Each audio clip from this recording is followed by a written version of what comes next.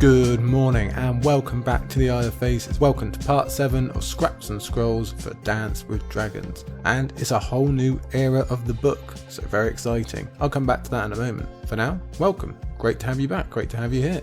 I am Sir Buckley, your top green guy. Here on the Isle of Faces, I'll be taking you through today's chapters as always, and I am coming to you from, hey, it's actually sunny England. Bloody cold, mind you, first thing in the morning, straight at dawn, but nice and sunny today, so the energy must be up, it has to be, that's the law. Before we get going today, as always, a big thank you to everyone for, firstly, listening to me, but secondly, sharing and downloading and all those things, and just being nice in general. It's a tough old world out there still. I am certainly feeling the lockdown effects of late. I miss my basketball very much, so hopefully the podcast is helping you in some way. That's really what's keeping me going at the moment, because I'm finding it tough. So if I can be a help to you, maybe that will be a help to me. Let's also have a big thank you, a huge, humongous thank you to all our wonderful patrons. And again, obviously, I want to specify our own Aegon VI, our Lord Commander Namian Darklin, our KM, and again a special thank you to Archmaester June, healer of the Lesser Poxes, for all the hard work she and her colleagues are doing, and to everyone out there on the front lines trying to save everybody, because, well, we owe you a lot of thanks, and a podcast is a poor way to do it, but it's the way we're going for now. Hopefully bigger rewards are in the pipeline. There's not too much to go through before we get going today, only an update on what's happening with the Guess the Airtime competition. You know the rules, I give you what chapters we've got each week just before the episode comes out, and you guess which one is received the most airtime. And we have 2 new people on the leaderboard this week because they both guessed correctly for Tyrion 6 last week. Yes, to be fair, I think that one was going to be a clear winner the whole way. It might have been the longest chapter we've had in Dance so far in terms of airtime. I'd have to look. But our winners were our own at Vidakasini and at Lola Links. They both guessed correctly, so welcome to our leaderboard. I believe you're now all tied on 1 point each with Joggy98 from the week before. They are all 1 point below at Elendor F. I believe the winning mark is still 2. It might be 3, I'll have to check. But that's how our leaderboard looks. Don't forget to get involved next time. And with that, fellow green folk, I think we can actually look towards what we're doing today, because it's a bit of a change, it's a bit of a mix-up. This time, instead of our usual 4, we have 3 chapters for you today. Now, does that mean this episode is going to be any shorter? I doubt it. You've seen the episodes, they're getting longer and longer somehow. We're always just about under 3 hours. I wouldn't be surprised if this one is no change. Why 3 chapters though? Well, as Aziz has explained over on Valor Aridis, it's because we've got these 2 gigantic chapters next to each other in Asha and Tyrion. So Aziz and the Share made a probably quite smart decision to split those. We'll have Asha this week, Tyrion next week, so we've only got the 3 chapters for you. Which now brings me on to what I hinted at earlier, that this is a brand new era in A Dance with Dragons. It's really, I think, kind of the second act. Now, you know what I'm like, I get a bit obsessed with the structuring and how George and different places the POVs go, etc, so bear in mind because you're going to get a little bit of that. Well, firstly, actually, let's start with something more simple. This is Essos week. We have 1 lone chapter in Westeros. And okay, sure, there's only 3 to begin with, but still, that's pretty impressive. Funnily enough, that did actually happen on our very first episode of The Dance of Dragons, which was also 3 chapters, the prologue, then Tyrion and Daenerys, so that was 2 Essos ones. But I'm not sure that's going to happen again, just looking forward here in the chapters. It may do, there's a possibility, depends how things will work out, but definitely it's pretty rare. And actually, as I look at it now, if you look at last week's episode and next week's episode, we actually have 6 out of 7 chapters all in Essos. That goes from Tyrion 6 all the way up to Jon 6, with only 1 Westerosi chapter in there, so that is very different. But actually, another very big difference, there's no triforce this week. We don't have a Jon, we don't have a Daenerys, and we don't have a Tyrion. And that definitely hasn't happened so far. We've always had at least 1 of them, normally 2, quite often all 3. And again, looking ahead here, how I think things are going to turn out, we'll only have that 1 more time, probably around chapter 59. So quite a while away, that's pretty much the end of the book. So as you can see, that is a complete rarity. Very strange for those 3 massive pillars of A Dance with Dragons to not be present. Even though we're still going to be talking about them a fair bit. Make sure you cherish that. But that's all really just about how this particular episode is different. What am I talking about in terms of a different era, a new part of A Dance with Dragons, a new section? Well, not only are we going to hit on all the title chapters coming out to play, as we've discussed in previous episodes, there's several other things, but let's look at that one first. So far, we've had just 1, all the way up to this point in The Merchant's Man / Quentyn 1. And no, Reek does not count like I explained in the prepper episode. But now we have 3 in a row, which will lead into an even bigger explosion later on when we reach the final third of the book. Then they're all coming out to play. On top of that, what we're symbolising today is the opening up of the plot by adding more POVs. We have 2 first chapters today, and it's been 12 chapters since we last had a first chapter, if you're sticking with me, in week 1. Today we have Jon Connington and Asha joining the squad, and Melisandre isn't too far away either. She's going to be the week after next. Then Theon's going to up his frequency before we get to the point where all the feast people are catching up and opening their own arcs. So you can see this is much wider scope now than the first part of everything we've dealt with so far. Dany, Jon and Tyrion, they're not going anywhere. They're still going to be very much the main focus, but the scope is widening.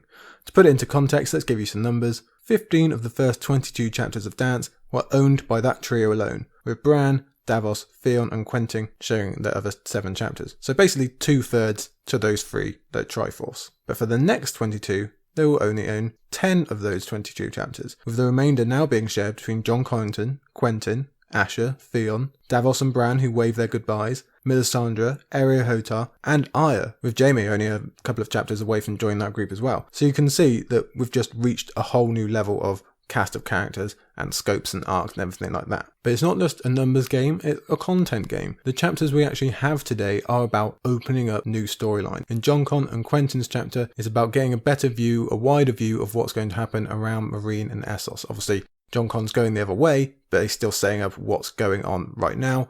Quentyn gives us so much information on what's coming from Meereen and the Battle of Fire. We get loads of that set up, loads of names, we get all these different sellsword companies, who's going where, who's aligned with who, what the situation is, and pretty much the same with our final chapter with Asha. That's the opening of Stannis' campaign in the north, and that's obviously going to be a very important plot point going forward. So hopefully you can see what I mean, just that we've reached a new section basically. The wars are on, the dance is going, the music's playing, very exciting. Let me zone in here. Hopefully you're joining me in getting amped up about this new section. You can tell I'm pretty passionate about it. But let's focus in. We have 3 chapters to deal with. As I said, they are Jon Connington / the Lost Lord, then Quentyn II / the Windblown, finishing with Asha 1, the Wayward Bride, one of my favourite chapters. That is very good.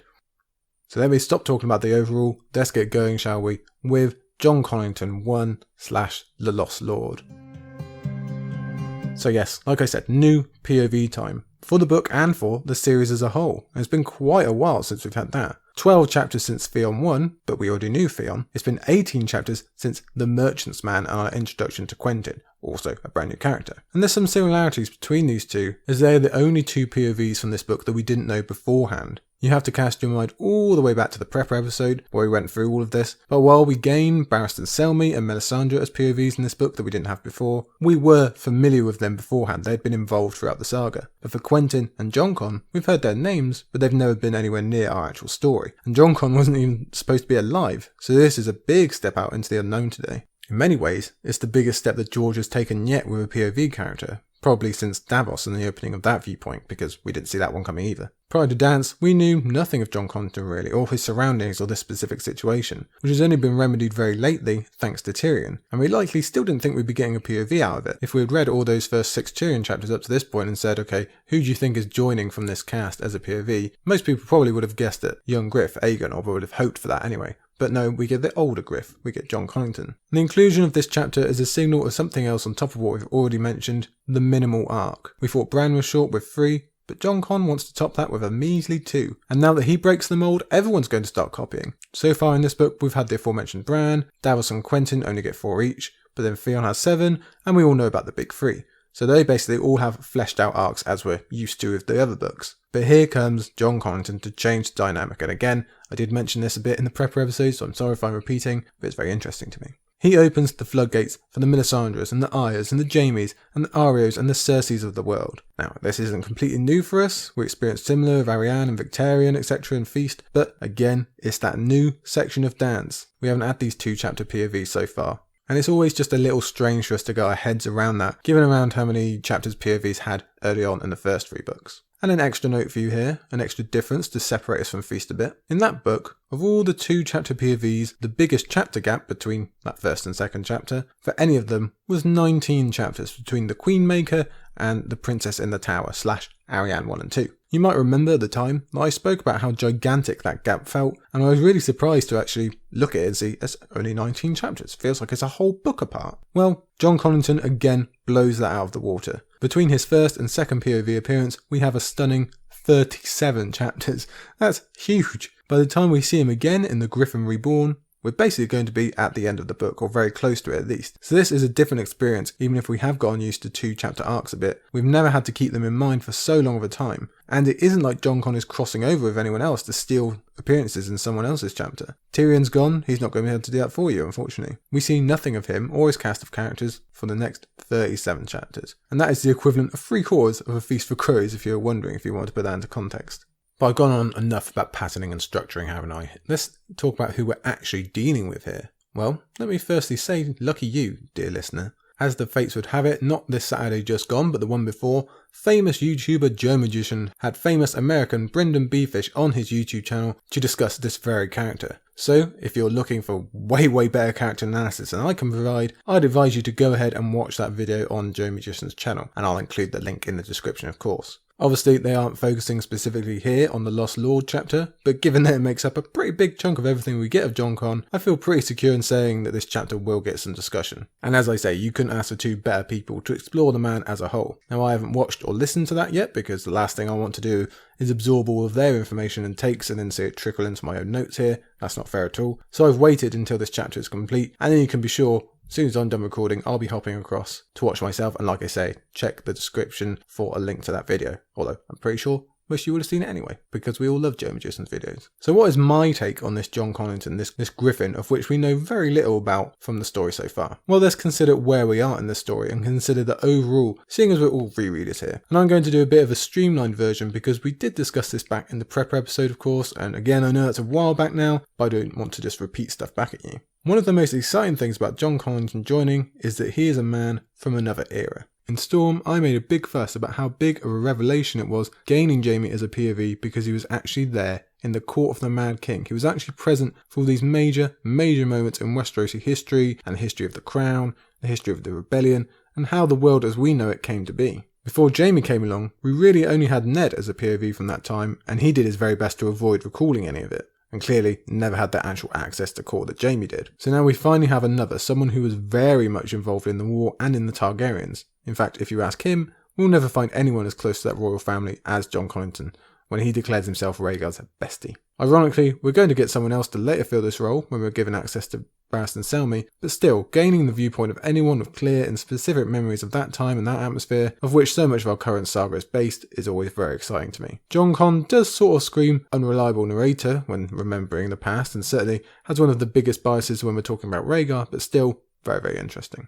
And on the same note, he's probably our best ever window into the schemes of Varys and Illyrio, at least in terms of POVs. No one truly knows the mind of these 2 plotters, but it seems that Jon Con is the highest they've ever let an outsider come into their plans. Or at least is the one they've had a working relationship with for the longest, so far as we know. So we'll see if that pays off eventually. So we've got excitement from the past and from the present, as George plays a superb timing trick. Just 2 chapters ago, Tyrion was stolen away from the Shy Maid and Jon Connington and the Young Griff storyline, so shortly after dropping one of the biggest bombs in the entire series with the news that Young Griff was a supposed Targaryen, and he expanded on that with news that he meant to take the Iron Throne, obviously throwing us into a whirl about the immeasurable possibilities, not just to Westeros, but more importantly to Daenerys and her own prospects. So the first timer could be very worried about Tyrion's abduction, not letting us see how that plan is going to go. Hence, George drops Jon Connington right here. Because honestly, when could we be more excited to see what comes of Tyrion's persuasive Savas game, and also learn more secrets of the past? On the latter point, Jon Con isn't going to give us too much here, but for the former, we get a huge, major development that makes the chapter more than worth it. But hold on, hold your horses, we still aren't on the actual chapter yet.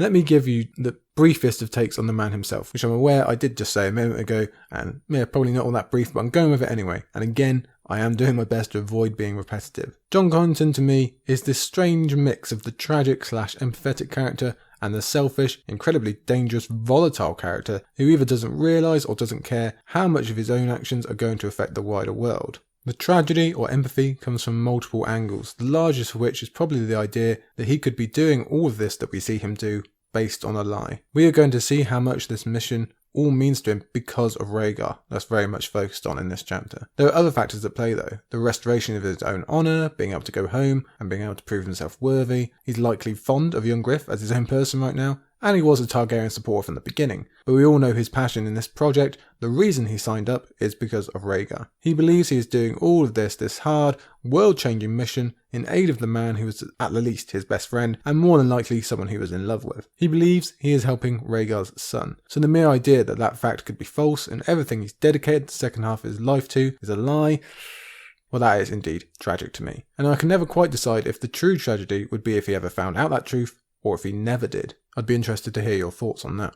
The other side of the sympathy some might feel for the character is a bit more traditional for other stories. He is dying. Sorry to give you the spoiler, it doesn't come up to the end of the chapter, but we as readers know it. So that's more traditional in general, but quite unique for A Song of Ice and Fire. While we've had POVs die in the past, and we've definitely had POVs live in constant danger, and we've even had foreshadowing that shows them on theoretical roads to death like a Ned or a Catelyn, we've never had one that knows they are going to die, at least fairly soonish. We've never had that kind of time element, this present, this in your face, and beyond being sympathetic of someone knowing they only have so long left to live, which obviously we can all relate to, this can inspire a bit more empathy to Jon Connington's motivations. While he is doing this largely for his own emotional benefit, he's not doing it so he can sit next to the Iron Throne eating and drinking and growing rich far into his twilight years. He is genuinely doing this for what can come after his own death. And thirdly, in a vacuum, we can relate to this being a man who lost everything he once loved. And the name of the chapter doesn't just relate to geographic location. This is a man who lost his home, his country, his cause, his wealth, his status, and his honour. Even in this chapter, we'll see how he had to give up even more of his honour and reputation after exile just to put this plan into place. And on top of that, he lost his love in Rhaegar. He wasn't even given the chance to go and fight for him, or go and die for him. Now we know a lot of that is due to his own choices and who he's deciding to back. But then again, we should remember it was Rhaegar that Jon Connington backed, not Aerys, not truly. And he wound up in this situation actually because of his refusal to be evil in some sense of the word, which will have very unfortunate circumstances later on, we're guessing. So nothing is ever clear cut, but it is easy to feel the weight this guy's had to bear for so long. I don't think any of us are envious of his circumstances. I've just realised how bad that word sounds when you say it out loud, but there you go. But what do we now see as the result of those choices and circumstances, here and in the future? What is it Jon Connington is actually going to do in our present series instead of the past? In all likelihood, nothing good.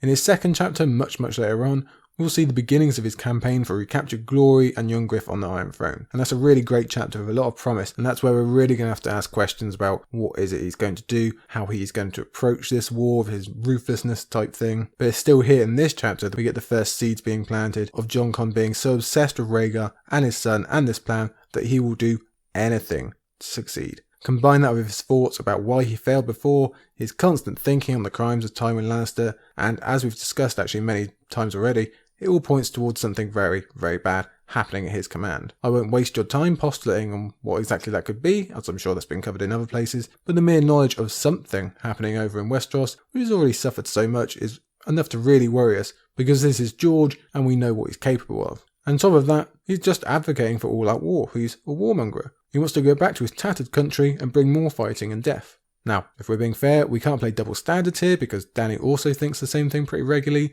and I don't come down on her for it, so again, I've got to be fair, but there's just a little bit of difference in motivation. Jon Connington has played a large part in the formation of the perfect prince in young Griff, and maybe he really buys into what Varys is selling in that regard, but you get the sense that he'd be doing this no matter what kind of person young Griff was, purely because he knows who Rhaegar was. In a lot of ways, Varys and Illyrio are the luckiest sons of bitches in this entire saga. There is no one better than Jon Connington and his exact circumstances to manipulate into the role that they've put him in. So we don't know the details. We've got hints and theories, like I say, but overall, we just know Jon Connington is forcing his way into the conversation of Westeros and is going to upend everything there, largely for his own personal reasons. And again, where this might hit us hardest is in terms of Daenerys. We know and will discover the value that Jon Con places on dragons, but for Daenerys as a person, not so much. This is going to derail in some way all she hopes for and all we hope for her, if not outright usurp it. So we can feel bad for Jon Con and his past, we can understand it, but ultimately he has to be viewed as a dangerous problem, as interesting as this story is. So I should probably get on with actually relating that story to you instead of just talking about the man himself. But if you do want more of that talk, you can always rewind back to the Prepper episode, or as I said before, you could just go and check out Joe Magician's video with Brynden Beefish. And we'll definitely get more character examination anyway as we move through this chapter. So I can't even do what we normally do with a new POV and look forward through their arc because we've only got one more chapter after this, far in the future. But it is clearly a very different chapter, a very important one, and we require a lot of stuff to happen here in the Lost Lord to make it a reality. Last week I went on and on about what a major moment Tyrion 6 was in terms of influence and being a major turning point for the plot. And that's true, but it doesn't go anywhere without what happens here in the Lost Lord. These two chapters really have to work in conjunction with each other to get that huge needle swing in the fate of A Song of Ice and Fire. So we had best treat this one as the monumentally important chapter that it is, I think. Let's give it some respect. We open with Jon Connington again pacing the deck of the Shy Maid and second guessing himself. What we'll see as we continue here is that Jon Con is a stressed out dude. He's a man never completely confident in what he's doing, likely because of what's happened to him in his past, and therefore constantly does this second guessing thing. Part of that, I think, is a profound loneliness. In his younger years, he was surrounded by peers, either at home in Griffin's Roost or at court, and he obviously became very attached to Rhaegar. Since the rebellion, he's essentially been on his own, wandering around and sealed off from true connection by his very specific circumstances and experiences. Being given the mission of young Griff and this mini family here on the Shy Maid likely dealt with some of that feeling, but not all of it. Jon Connington is still lonely on this boat because he's still the leader, he's still the one in the know. He alone has all the secrets and all the plans, he hoards them to himself. He alone has to keep the others at bay because in the end, they are merely tools to accomplish a task with. He might have to jettison or betray them at a moment's notice for what he believes to be the greater good, so he can't really, truly connect with anyone, not even young Griff. Of course, he has to be kept in cotton wool and drip-fed information. It seems that Howden Halfmaester is the one that he confides in the most, but that's mainly due to necessity, not to any personal feelings. Jon Connington can't share any of his burdens, he has to take it all upon himself. I'm sure many of us can relate to how lonely stress and that kind of thing and responsibility can make you. And again, like I've said 1,000 times already before, this mission is everything to him. It's 100%. He's as into this as Robb was to the War of the Five Kings, or Stannis is to the North currently. So taking that amount of pressure and not spreading it out takes its toll and keeps him pacing. Outwardly, he'll maintain a show of confidence in what he's doing, even when some surprises come later. But we shall see how difficult this is for him and the amount of balls he has to juggle at once.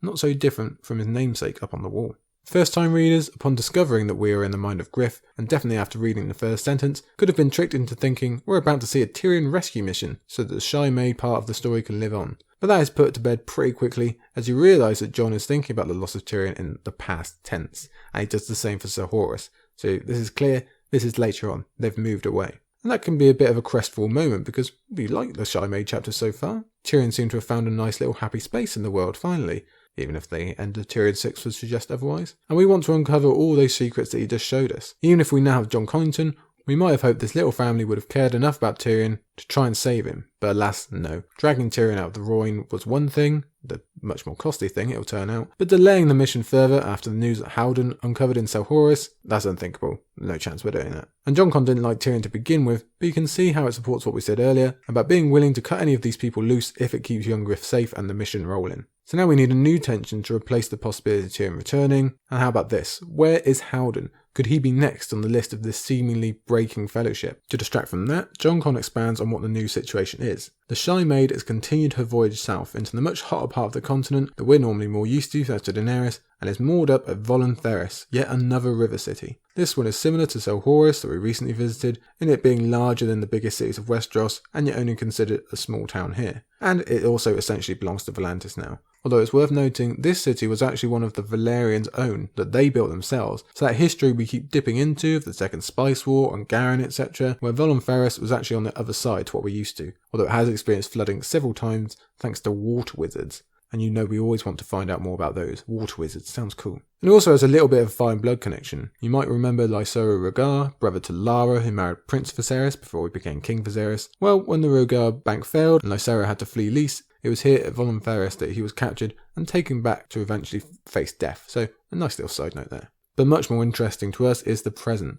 which finds the Golden Company encamped just 3 miles south of their current position. So this is obviously a major move forward in the plot. Thanks to Tyrion and Illyrio, we know a whole section of the mission has just been completed. The point of this voyage? Well, meet Daenerys, that's true, but also meet the Golden Company. So whatever the fate of Tyrion and Howden, we know that something is going to change in the circumstances here. And Tyrion's words to young Griff over the Savas table, which Jon Con obviously knows nothing about, are ringing loud in the reader's ears all the way through this chapter. But there were other problems as well. Howden has obviously relayed the found information of Sir Horus back. Daenerys is still Meereen with no sign of coming any closer. And on top of that, Volantis has come north under Triarch Malakwo, with a force of his own to cut the Golden Company off from going to her. And, oh yeah, Tyrion is gone as well, but no one really cares about that. And the fact that Jon Connor is lumping hated Tyrion in with Daenerys might hint at what we said earlier pertaining to the value that he assigns her. Jon Connor needs to vent out some of his frustrations, and unfortunately, the Moor is the only one in his vicinity. So he starts complaining to her about having to wait. The Moor, no longer having to be coy around Tyrion, actually asks him about the tactic of taking young Griff along to the Golden Company and speaks against it.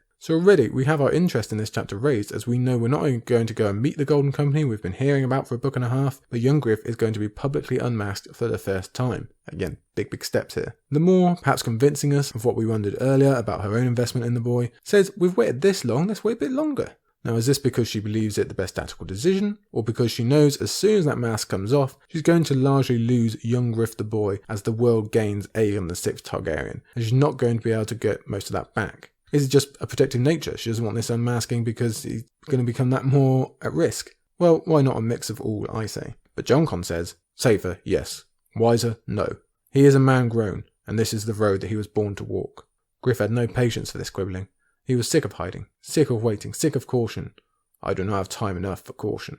So if we look at the end of that quote, George is sliding in some sneaky hints here in the incredibly clever way that he does. Rereaders will know exactly what Jon Con means about having a limited time thanks to the reveal that we get at the end of the chapter. But George hides it in a paragraph where it logically makes sense amongst what else he says. The man is impatient, he wants to get going, he wants to get on with paying this big debt, restoring his honour, doing right by his old friend and love, etc, etc. Jon Connington must have thanked the stars once Varys and Illyrio convinced him of what was possible with their plan, but then he would have had the caveat of how long it would actually take. Imagine being told all of your heart's desires are possible, you can right all the wrongs in your life, but you have to wait years, decades for them to come to fruition. And we don't know exactly at what point in time Jon Con was brought in on the deal anyway, but we can assume it was quite a while ago. And on top of that, we've already had Tyrion describe to us how Westeros is ripe for the taking, and logically can only remain such for so long, so Jon Con is likely equally aware of that particular time limit, on top of all the others. But he also has political reasons for wanting to unmask young Griff at this juncture, beyond the getting on with it vibe. He relates to them all that if the Golden Company have already decided to move against them, they're already screwed, doesn't matter. They are past the stage where the Shy Maid provides ample protection. But more importantly, the legend of the boy has to begin somewhere.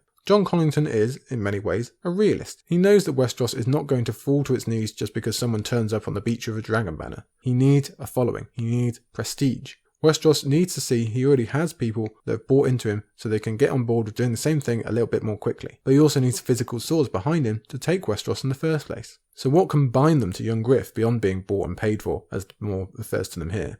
It's the belief in something bigger, the uniting of their own heart's desires, the history of the Golden Company, and what young Griff is supposed to be in an actual Targaryen. Illyrio related as much to us in an earlier Tyrion chapter, and now we see that Jon Con preaches the same thing. We've created the perfect prince, but that doesn't matter for Toffee, unless he has men who will follow him for that reason. And it's a pretty big ask they're about to lay in front of the Golden Company. Again, Jon is a realist. He knows it will come down to what they can all personally gain, but to do something of this magnitude, you also need more than the promise of a paycheck. You need true motivation.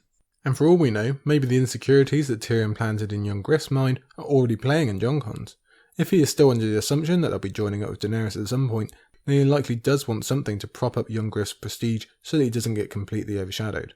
Still, the Moor keeps up her argument, and Jon has to admit that she is right on some counts. This Golden Company is generations beyond those who would have readily bought into the dream of return and glory, or even what it meant to fight under a dragon banner. And again, we must be reminded that it was the other dragon banner that created this company in the first place, but everyone is sort of hoping we can all just forget about that to a certain extent just to get on with things. Not only that, but times have changed. 12 years have gone by, so I suppose we do get a bit of a hint timeline-wise about his involvement with Varys and Illyrio. So we cannot hope to know the ins and outs of the company and how it works or where the leadership might lean, especially as we start getting some details about their inner workings. Miles Toyne, known as Blackheart, which is another cool nickname, has gone. He was the leader back in the day. Someone called Harry Strickland is now in his place. We don't know anything about Harry or his leadership style yet, but the nickname Homeless sure isn't as inspiring as Blackheart. The colour included in that nickname gives readers hints of how that version of the Golden Company would have been much more likely to fall in line with Jon Con's plans. This current version could be much more fickle. Plus, the surname Toyne gets another mention to go along with Simon, the leader of the Kingswood Brotherhood, and Terence, the Kingsguard of Aegon IV, who slept with his king's mistress. So at least Miles has some kind of previous prestige in the story, whereas Harry has nothing. All of House Strickland has been mentioned just once previous to this, and it was Duck talking about how Harry let him do some smithing work in Tyrion's earlier chapter. So definitely not all that inspiring, and another concern to add to the list for Jon Con, as well as something else he's lost thanks to this mission. Just another friend left behind to die when he wasn't there. So we have some extra tension built for the chapter, as we don't know how this meeting will go and if this hurdle can be cleared. But we also get a much better example of the Moor being politically astute. She never said as much in front of Tyrion, but she clearly knows what is going on, knows the score about Jon Connington's past involvement, and to be honest, this makes me more interested in anything we've had so far that hints about her past. Not that we get any more answers here, unfortunately. Speaking of the past, Jon Con now gives us our first glimpse into his own, and he focuses on that which has tormented him for nearly 2 decades. Stony Sept. Surprisingly, neither Stony Sept nor the Battle of the Bells is mentioned by name until Storm of Swords. But you might remember we were given the complete lowdown on what happened there, thanks to Arya actually visiting the town and being given that information by Harwin. That was where Arya had her interactions at the Crow Cages and first crossed paths with Sandor Clegane, you might remember. But that was hearing about it as a story passed down a generation later. We're now in the mind of someone who was not only there, but was in command. So you can see what we spoke about earlier in terms of how exciting it can be to have a POV from that era who was involved so heavily. Clearly, given the fact that he is still dreaming of it pretty regularly, we know the battle had a major influence on Jon Connington. It has never left him as his dream self continues to search it, his waking self never finished. It's almost turned into a tick of some degree, a loss so heavy that he, at the same time, can never escape it and yet never truly revisit it. Deep bronze booms and silver chiming pounded through his skull, a maddening cacophony of noise that grew ever louder until it seemed as if his head would explode. That's just a wonderfully written sentence to get across the obsession that Jon has. It's the bells that take the form, but really the whole battle, the result, his failure is always there, booming away inside, so we can see why he's agreed to this huge mission and how much its success matters to him.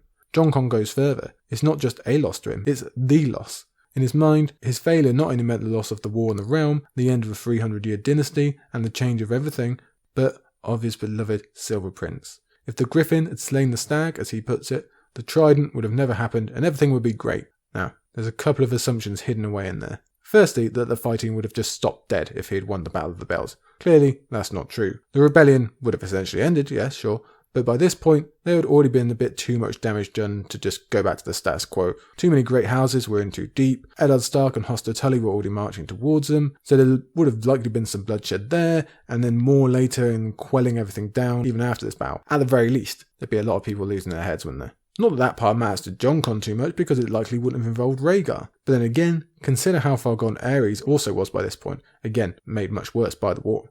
His suspicions of that war and Rhaegar's secrecy were particularly high, so who knows what would have come out of that given the chance. But there's also the rather confident assumption that Jon Connington would have definitely killed Robert had he been able to find him.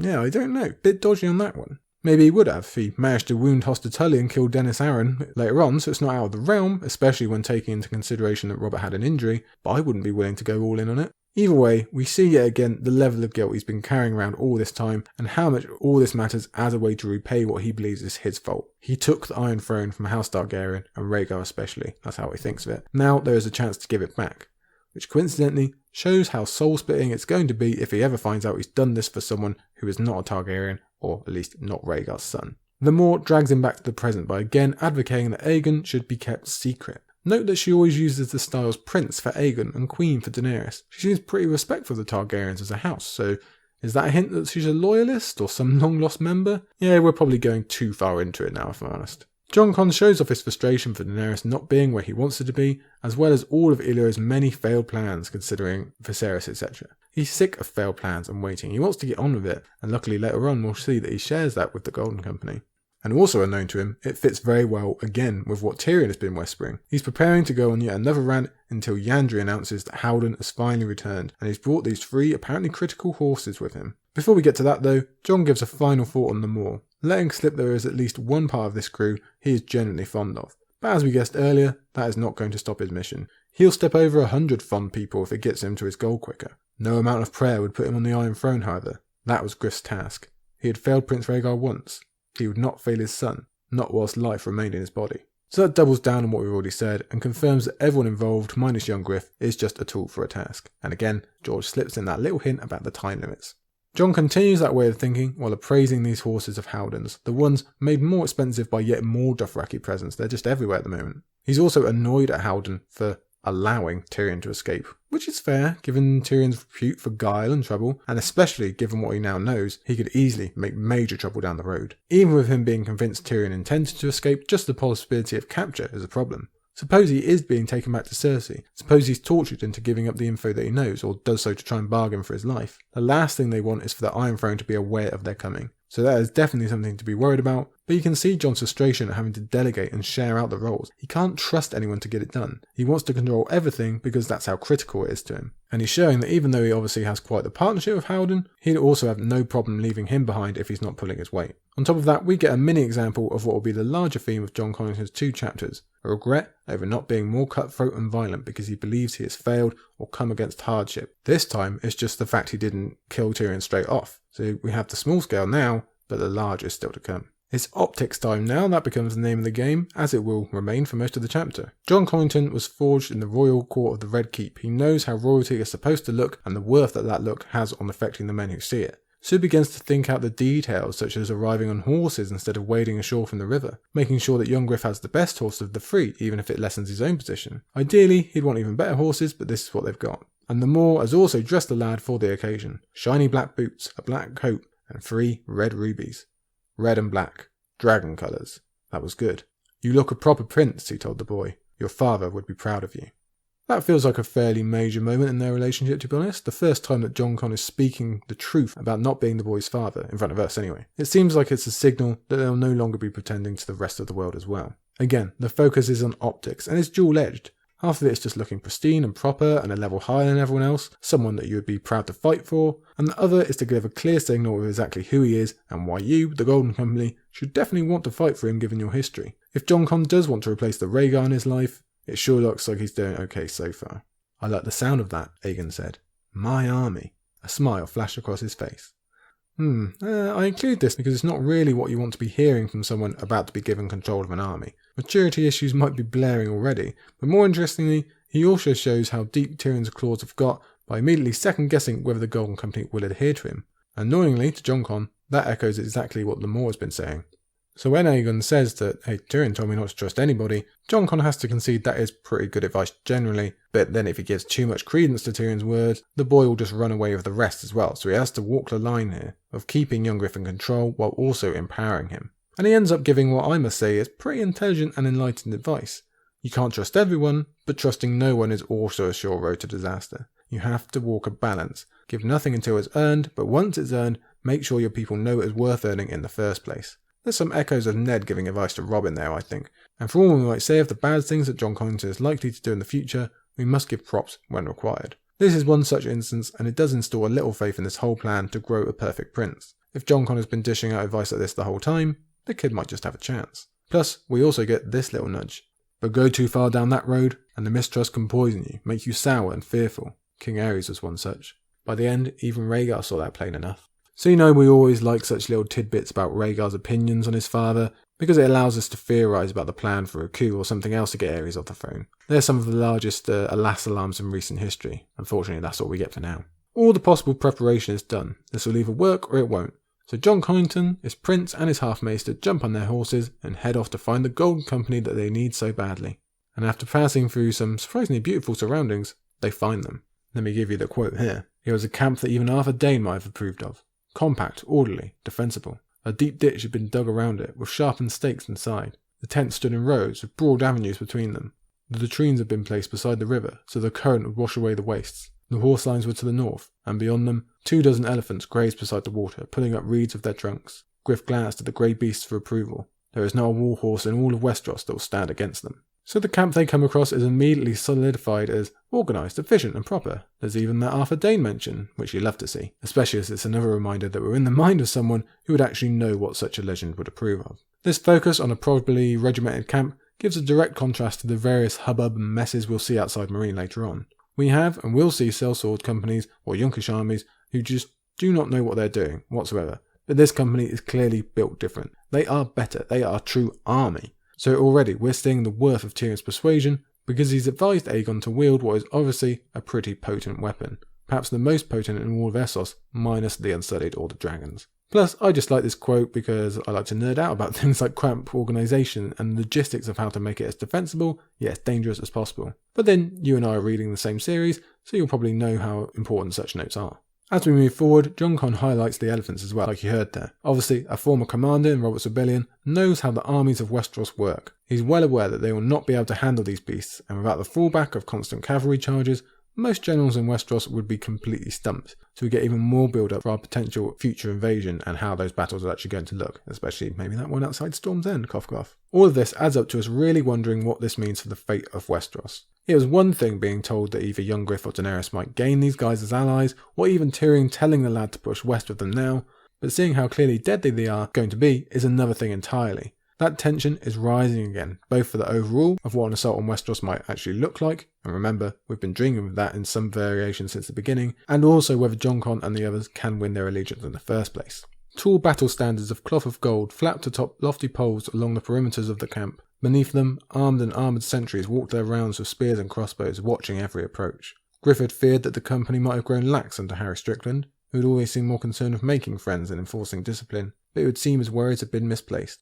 Jon is also glad to see that discipline still rules across the camp even with the change in leadership. It's some weight off his mind in terms of wondering what kind of operation Harry Strickland is running, but also it's pretty intimidating. They're likely to be harder to push around if they're still strong. Again, this just isn't what we're used to when we think of sellswords. The Golden Company is on another tier. But unfortunately we can't stand around admiring camps all day. We need to actually meet some of the members, as we do here with the introduction of Sir Franklin Flowers, which is a pretty good start. It's someone that Jon Con knows from the old days and obviously knows him back. Someone he can have a bit of a banter with. Hey, here we are, we're back with the boys, yeah. And Howden knows him too, so it's a good little stepping stone. And it's also a good start for the general theme of the Golden Company and the type of man that Jon is going to try and appeal to, as we find Sir Franklin is obviously from the Reach and his mother was raped by a Fossaway. So as in keeping with so many here, Sir Franklin has a gripe with the homeland, some motivation to go back and claim vengeance, and it also ties into that friends in the Reach idea that we'll be getting to later. Plus, we're being shown that Jon Con does still know people, they're still around, he still has some influence.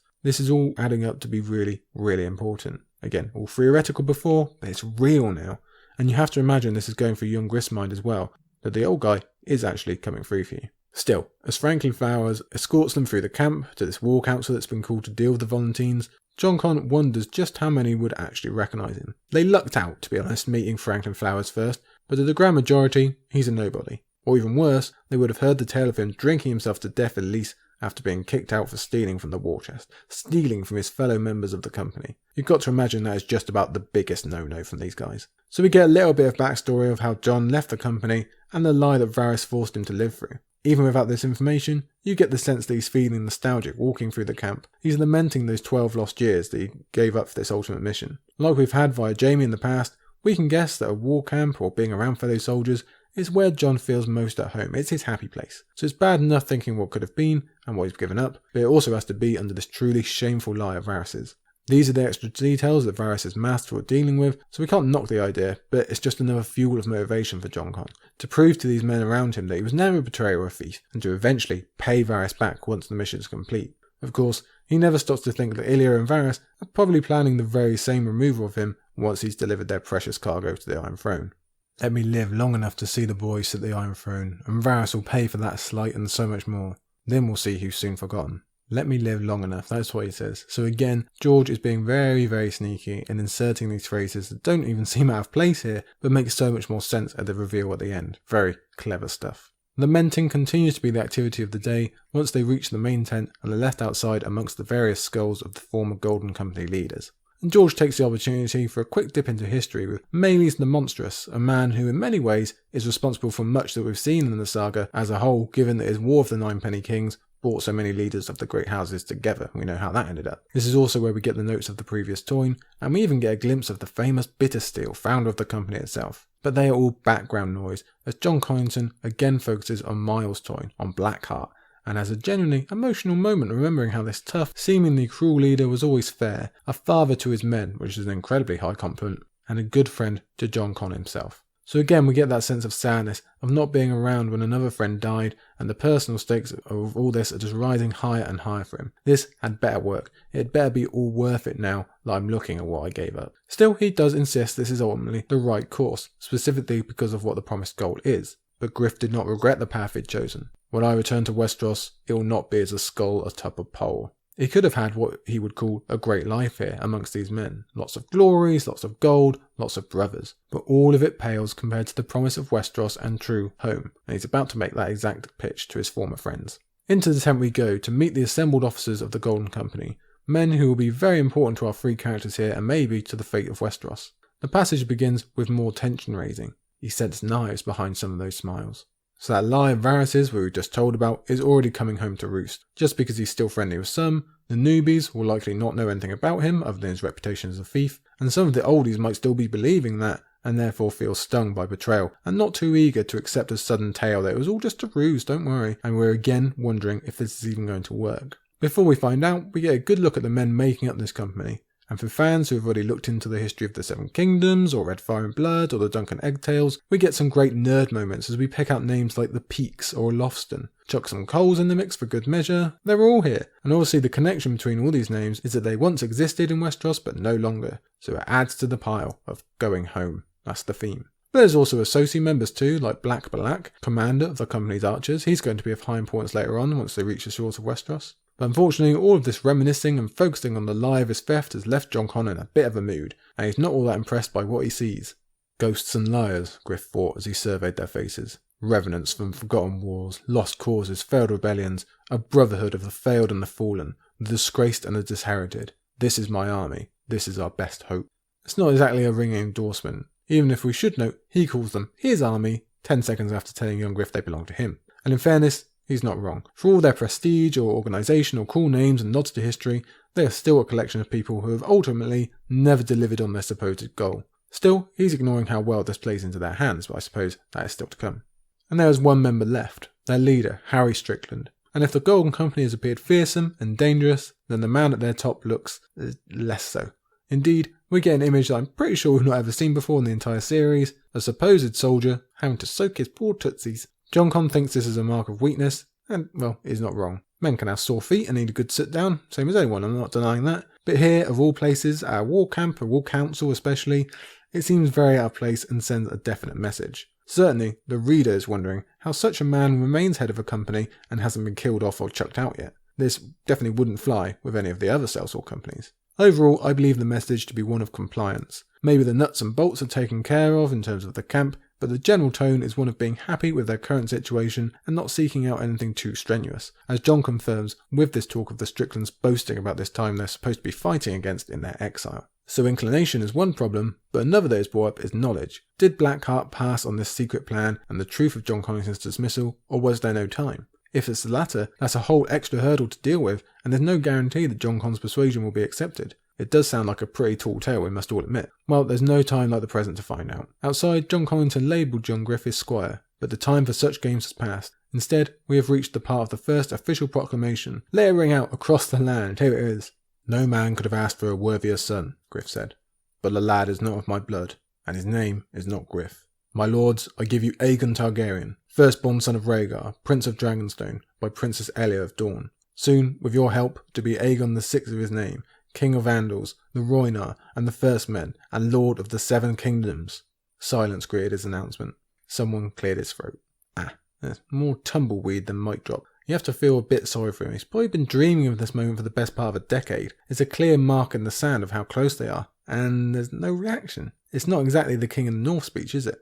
So Jon Con clicks. It's because it's old news. They've heard this apparently wondrous tale already, and it isn't exciting them. So good news that they already know and he doesn't have to go and explain it all, but bad news that they aren't already on their knees, swearing their swords to Aegon.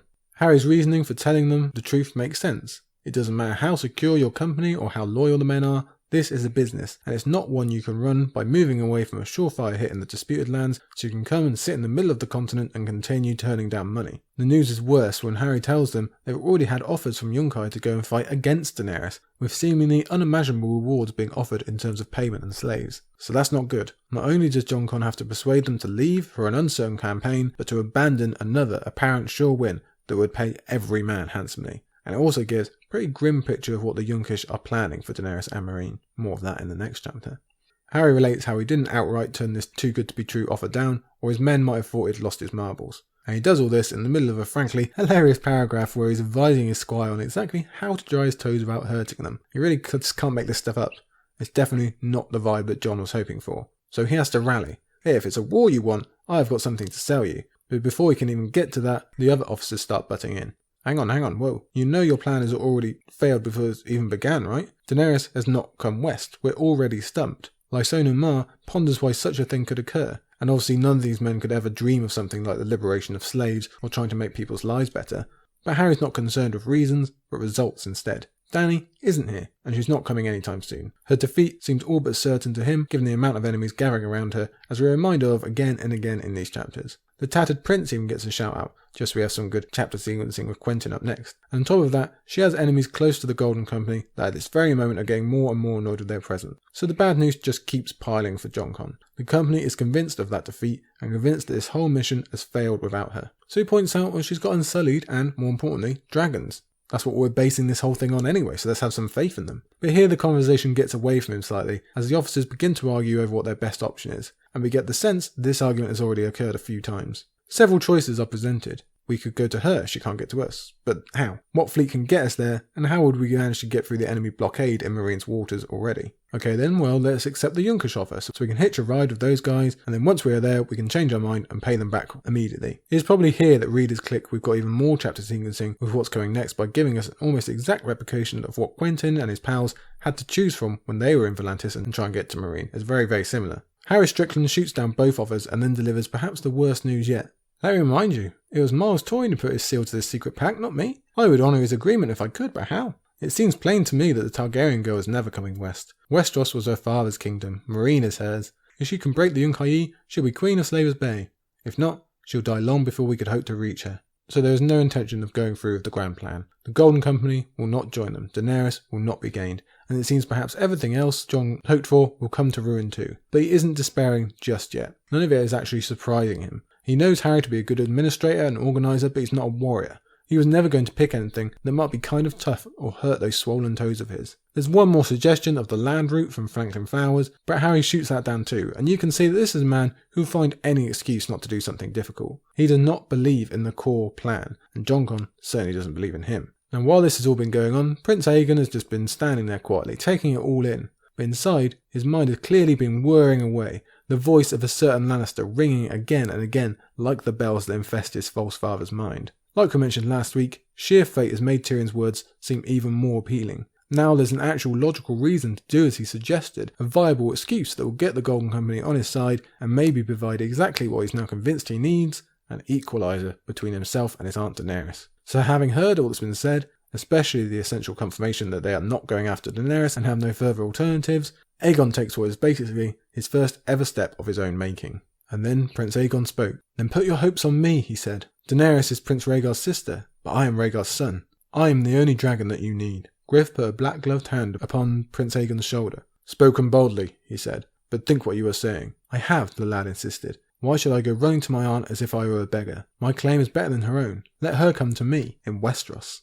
Tyrion Lannister, you son of a gun, you did it. This proposal is well timed and well suited to its audience. To a company of men who are kind of bored, kind of itching to get involved, and are likely getting a bit tired of cautious leadership, especially when they pride themselves on being rebellious and fearless. Well, this kind of ballsy suggestion, coming from a mere kid, is exactly the kind of thing to capture their interest, as Franklin Flowers lays out here. Franklin Flowers laughed. "I like it. Sail west, not east. Leave the little queen to her olives, and seat Prince Aegon upon the Iron Throne. The boy has stones, give him that." Harry is quick on the draw to shoot down the idea again. He insists none of it will work without Daenerys, that they specifically need the marriage to lend validation to their claim, and will never be accepted without it. Some level of that is true, but we've already established that Daenerys isn't coming, and there's going to be people who deny him either way. We, and Jon, get the sense that if Daenerys were here, this guy would be insisting that it doesn't work with her. He'll say anything to get out of actually having to go and fight anywhere. While Jon Con wonders how his dear friend Blackheart ever handed the company over to this guy, he starts riding with Aegon's idea, pointing out that the sea is only blocked to the east, not the west, and Volantis might even help them leave just to get them out of there,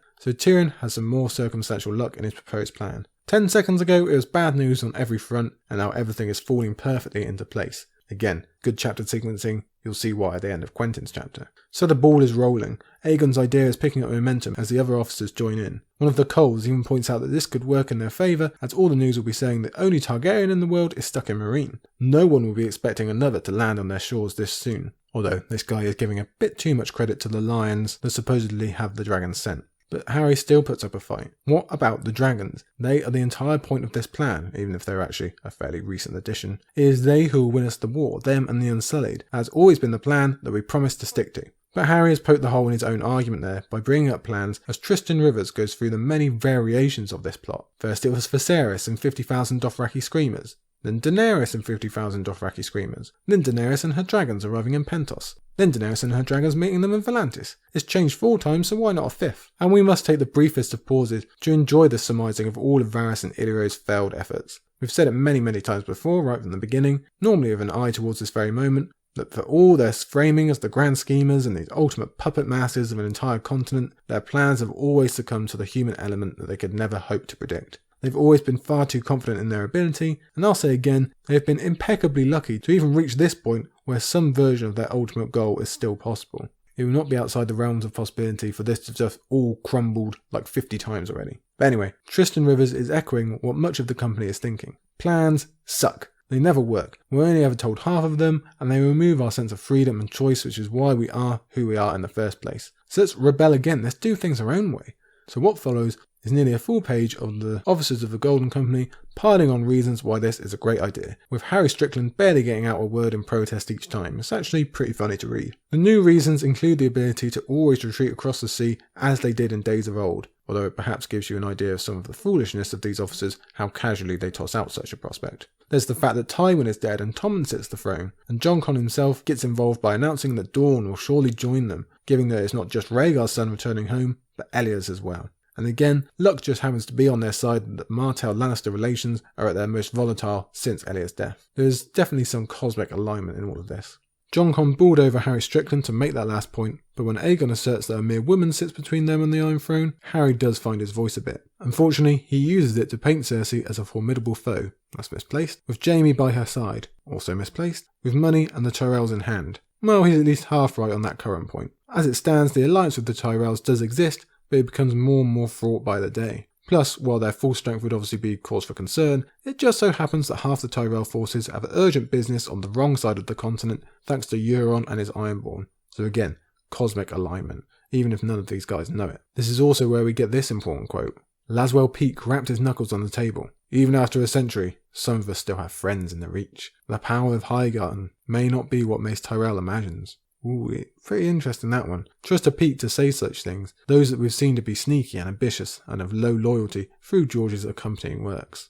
Before we move on, let's take a quick moment to focus on Aegon's mere woman assertion. I don't think it can be ignored that there is a level of sexism involved in this decision here. It's never said out loud, but when you come down to it, these men would rather follow a fellow man into battle than fight for a queen. It's similar to what we saw in Tyrion 6, where Aegon clearly didn't want to be seen as less than a woman or not as brave as a woman. So we can add all that onto Aegon thinking that Cersei can't defend Westeros because of her gender, when we know the truth is that Cersei can't defend Westeros because she's an evil, self-centered nutcase. It's nothing to do with her being a woman at all. So this is all just disappointing, really. It's not surprising in this society or in a war camp full of men, but definitely disappointing. Especially when we know how worthy Daenerys actually is. I guess you can't teach everything on a pole boat, and, well, I think it's worth mentioning anyway. But back to the main conversation, Aegon has won. His rock is really rolling, and the Golden Company are bought in entirely. Prince Aegon, said Tristan Rivers, we're your men. Is this your wish, that we sail west instead of east? It is, Aegon replied eagerly. If my heart wants Meereen, she's welcome to it. I will claim the Iron Throne by myself, with your swords and your allegiance.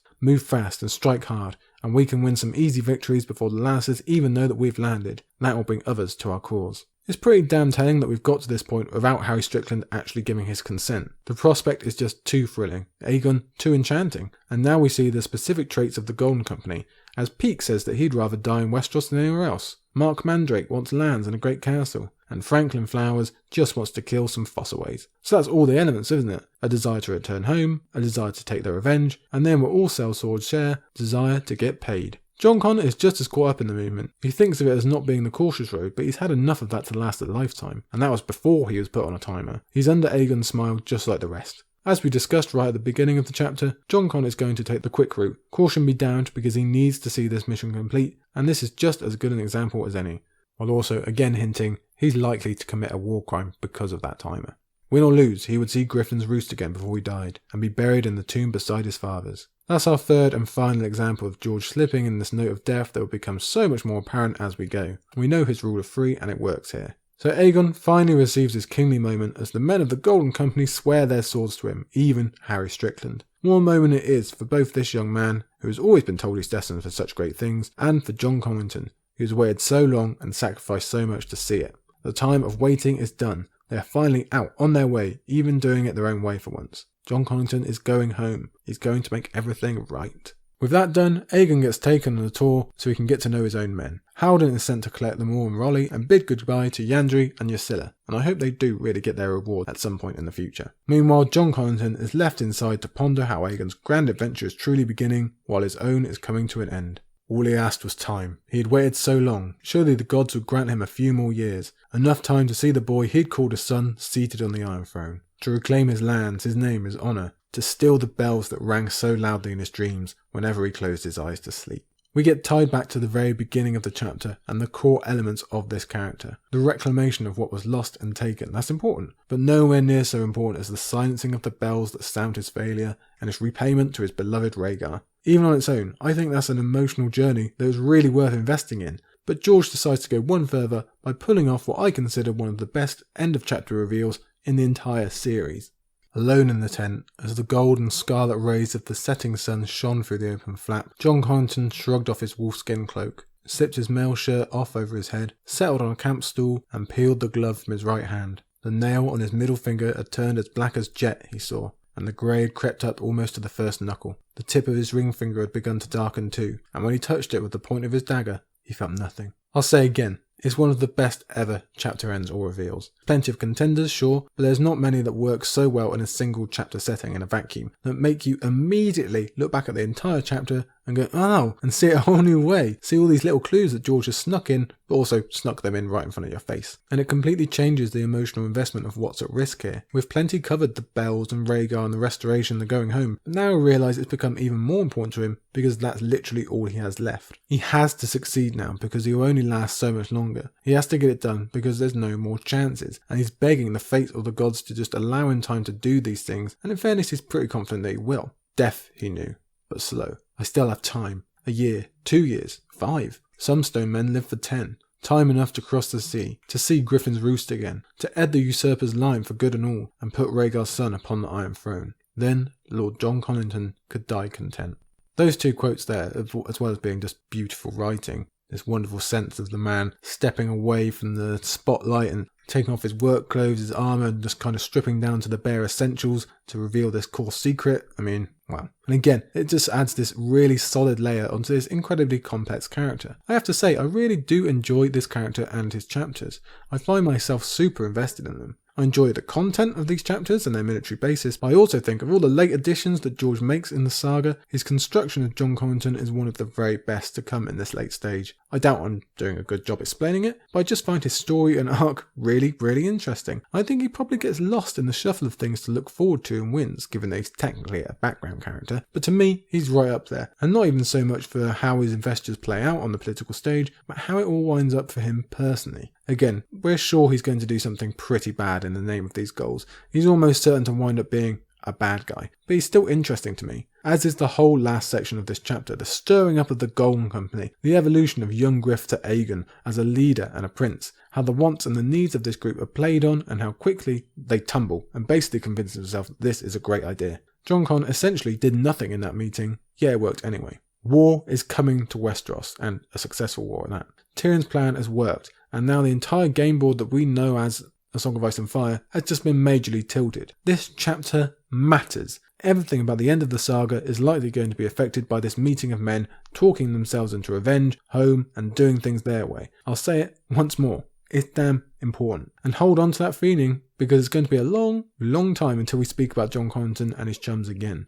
When we do, we'll be discussing some of the immediate success they've had and the building of this adventure, but basically what we've just covered in the 25th chapter of the last book to be published is the first step in a story that is likely to wind up as big as any other in the end. Here we go folks, it is third act central of this saga.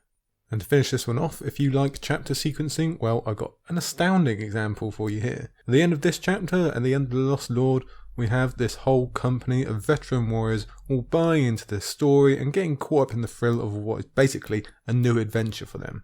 Well, where have we seen that kind of promise before? Where have we seen it end up? That's right, with Quentyn back in the Merchant's Man so long ago, so maybe now is a good time to follow up on that and see how it's going. Because back then, we'd already seen those promises turn sour, and now in Quentyn II, the Windblown, George is definitely going to place the potential glory of war side by side with its horrors. So let's take a look into that now, shall we? Let's kick off Quentyn II, the Windblown. Hey, remember this guy?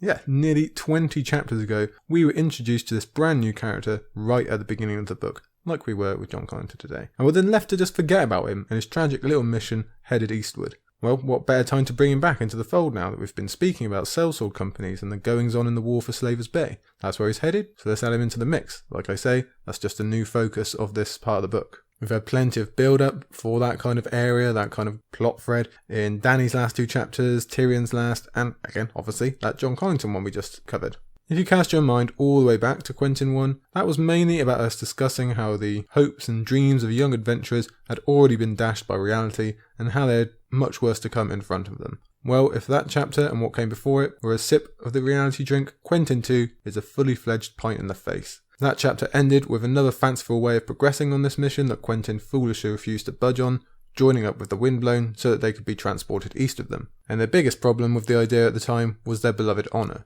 Well, that is a distant memory now, as Quentyn and his poor fellows are thrust right into some of the most brutal warfare we ever see, as the curtain is lifted on the rotting carcass that is Astapor. Yes, we've been told the details of what's happened there, but it's a far bloody cry from actually seeing it laid out bare. Their dreams of adventure were already gone, but even just tough struggles seem like a goal to aspire to compared to the blood-soaked horror of true warfare. And as if that isn't enough, we also do have that turncloak, dishonest stuff the guys are already worried about, even if they do kind of luck out a bit in how it all wraps up at the end. So what follows is a pretty good cross-section of what is happening in this part of the world. Violence and bloody death, followed by people desperately trying to work out how they can best benefit from the chaos and confusion of war, and being more than willing to go back on their word to achieve such. Given what we'll see in Meereen later on, it's a pretty good warning for what's to come. So let's dive into this chapter that again is politics, is war, just like all the others, but it has a real specific viewpoint that, I'll be honest, made me quite emotional. It means quite a lot to me. So, well, let's see what I mean there, shall we? So we've gone from one camp to the other, haven't we? We've gone from the Golden Company to the Windblown. Like I say, we ended last chapter looking toward the future, and most of this chapter will actually look back into the past to detail the savagery that Quentyn and the others have gone through. Because here, at our starting point, we're already past that Astapor has been and gone, and we instead begin with something that we are definitely familiar with. Focus on Daenerys. Rumour is spreading through the camp like a hot wind, that's how they describe it. This woman that is the focal point of so many is obviously the hottest news possible, and they say that she is coming herself to Yunkish. She is entering the war. There will be fire and blood, and Quentyn is going to be that much closer to his dream, the one person who can make all of his losses worth it. So readers have to take a moment to get their bearings here. Unless something rather drastic has happened off page since we last saw Daenerys just a single chapter ago, we know she is definitely not on the march to Yunkish, as much as that prospect might be intriguing to us. So we've got some immediate interest. What started this rumour, and what will be the reaction when the truth of the matter is discovered? We could spend some time talking about how rumours are a major part of life as a sellsword in a sellsword company, and in what close quarters these chaps all are and how they have to interact, but I think we're kind of aware how these structures tend to work. Quentyn and the others might not be able to fully trust anyone around them, and definitely can't be trusted themselves, but they are in this together, and this quick paragraph does a good job of getting across the different levels of this group. That's something we'll be returning to a little bit later on. Yet one of the characteristics of this company is the prominence of nicknames over real names. That's what we get here at the beginning. And that's pretty helpful for people wishing to hide their identity, which you can figure is probably quite a lot of them, and definitely is for our POV and its friends. I suppose not every company can have their commonality be something as cool as collective desire for revenge and a return to home, so we'll go with nicknames. But it does go from top to bottom, from the lowliest frog to the tattered prince himself at the very top. And we get the man's backstory here at the beginning as told by Dick Straw, as well as the impressive physical description of his multicoloured and yet faded cloak. His hair and mail was silver grey, but his ragged cloak was made of twists of cloth of many colours, blue and grey and purple, red and gold and green, magenta and vermilion and cerulean, all faded by the sun. So that one is pretty cool to imagine, yeah, that gives a definite mental image, doesn't it? As for his actual backstory, Well, lasting for 30 years as the commander of your own sellsword company, with both enemies and ambitious underlings coming at you and apparently coming up short, tells you everything you need to know about how capable this prince is. We're not dealing with a Harry Strickland soak your toes type now, no indeed. Instead, we have this tale of a young man once destined to become the new Prince of Pentos, and deciding there was no way he was letting his life be spent like that. And recall that Illyrio filled in a lot of this information for us in Tyrion's first chapter, when he explained how selected Pentoshi princes are given lives of wonderful luxury until the day everything goes wrong. Then whether it be war, or the weather, or some act of the gods, the prince gets the blame and the punishment, as the Tattered Prince's predecessor did. So instead, he chose a life of freedom and seemed to be quite successful with it. He's the only survivor of his fellow founders, and the company is still going strong, so well done him. Clearly, he's a force to be reckoned with, as Quentyn will find out much later. He's definitely one of the more intriguing unanswered mysteries we have from Dance in terms of both identity and future role. This is something we'll have to speak of later on with his final request of Quentyn and what the hell that all means. But we know at the very least he's going to be a big part of the battle for Meereen as he leads the Windblown over to Daenerys in the Winds preview chapters. But we've spoken before about Jaehaerys and Archibald being the link to the Tattered Prince still and keeping that thread going, even if we've really got no clue how that's going to work out here, how George's going to find space for all that. We are given the reasons why he would make such a demand right here at the beginning of this chapter. And really, it's more chapter sequencing, because it's the same vibe we got from the Golden Company, isn't it? Going back for revenge, going back for what you believe is due to you, and obviously going back for spoils as well. As for his eventual identity, and whether it's someone we should know or has appeared in history before, well, yeah, maybe. That's not a requirement for me. I don't think everybody has to be someone important, but I can see why others theorise. I'm just looking forward to seeing him continue to be pretty cool, because he's a cool character, isn't it? For now, he's at the complete other end of the scale to his fellow prince.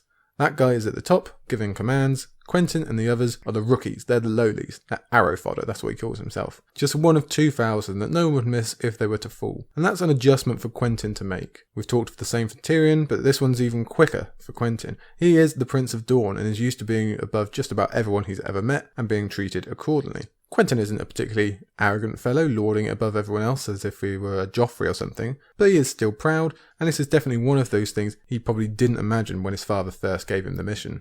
Dressing up as a merchant was already kind of a big step down for him. Now he's just the company grunt. Even worse, he's the squire to Archibald in this scenario, which is another very tough for him to accept when he is, in fact, a knight. And while it could be easy to scoff at such worries considering the actual situation they're in, I do sympathise with Quentyn. As we've seen from Jaime to Brienne to multiple other characters, the act of being a knight and being knighted is entwined with many people's souls. It matters to them, it's part of their identity, a really big part. And having to not only hide that, but also to be knocked down to the level below to serve another is very difficult. It warps the sense of self, the sense of self-worth, and it's just a general knock on the ego. Considering everything else has gone so wrong, it's more than just a bit annoying for Quentyn, who is still only a young man, so you can see why this kind of stuff would matter to him. But it is part of the plan, it does make sense, and his friends remind him that this is how they save his life. It's not a demotion, it just shifts the focus onto Greenguts, as Archibald is known here, and Dornish Gerald. Yet again, they will put their lives on the line to protect Quentyn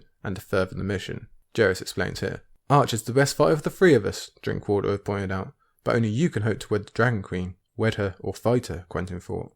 Either way, I will face her soon. The company has been called to march north now, chasing these hot wind rumours, so Quentyn suddenly finds himself with a lot less preparation time than he had anticipated. And that's not good, because the image of Daenerys Targaryen is growing larger and larger every time the wind blows and a new rumour about her whistles through his ears. Most of them are similar to what we heard in Sir Horus, vile and crass hogwash about bathing in virgin blood or laying with horses. Then there is the twisting of truths, such as ordering Khal Drogo to kill Viserys before then killing her own husband, or the breaking of truces and the other such stuff. Like we discussed in those previous chapters, it's kind of pathetic how the best lies Dany's enemies can come up with is just rubbish about horses and baths of blood. I think, or I hope, Quentyn is smart enough to not listen to any of these details, but some do stick out to him. Such as the idea of her being mad, because her father was, and Quentyn knows those tales, or maybe what they even say about flipping a coin to select Targaryen madness. So if the daughter is like the father, does that mean that he would be in legitimate trouble as her husband? I think we can all likely tell that Quentyn isn't truly worried about physical harm, it's just a manifestation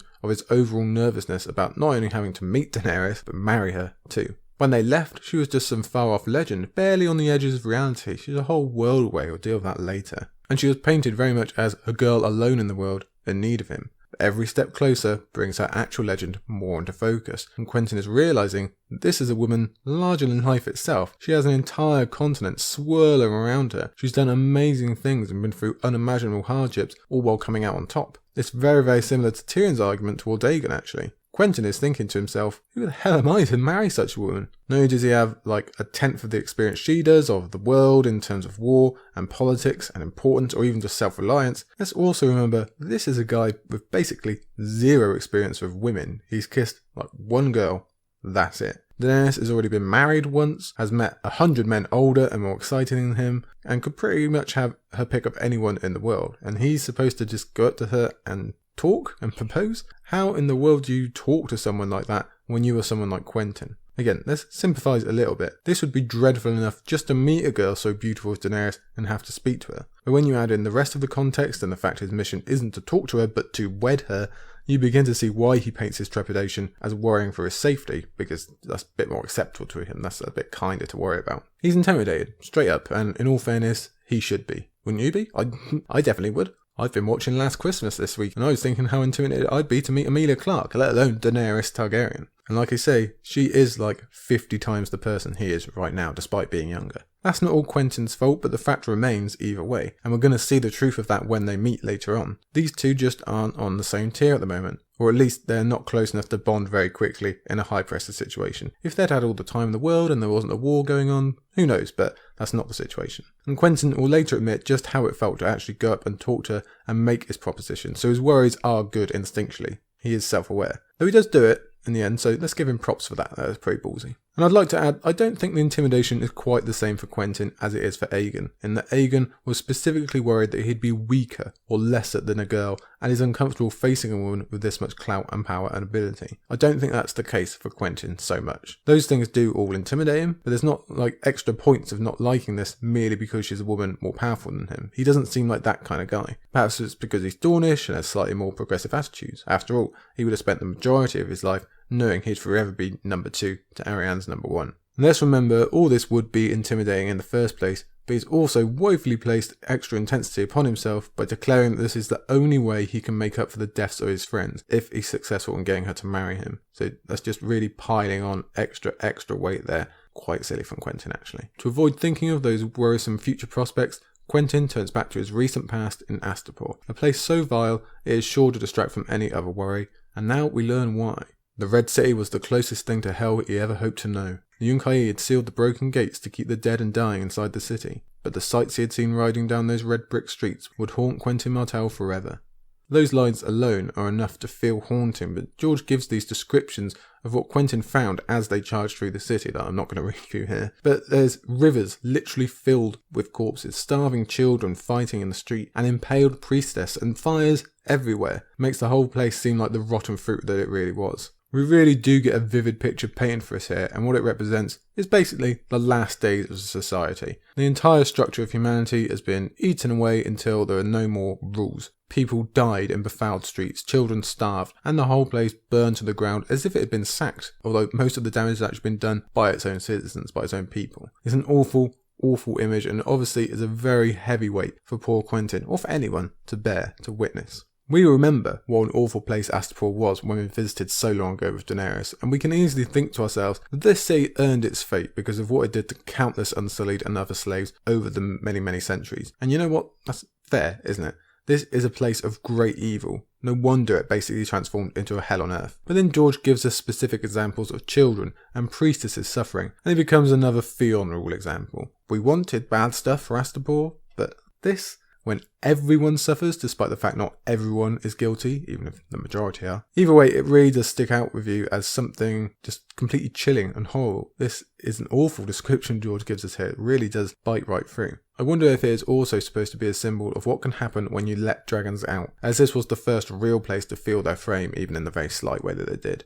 Perhaps it is, but more so it is a tale of evil upon evil. The evil of the masters turning slaves evil. Revenge only begetting more evil, as George has told us about so many times before. And the chaos of having no structure or civilization in place because everyone was looking out for themselves. Look how quickly this place just crumbled to dust because of that mentality. Look at this savagery once more. Yeah, it's a tough old look.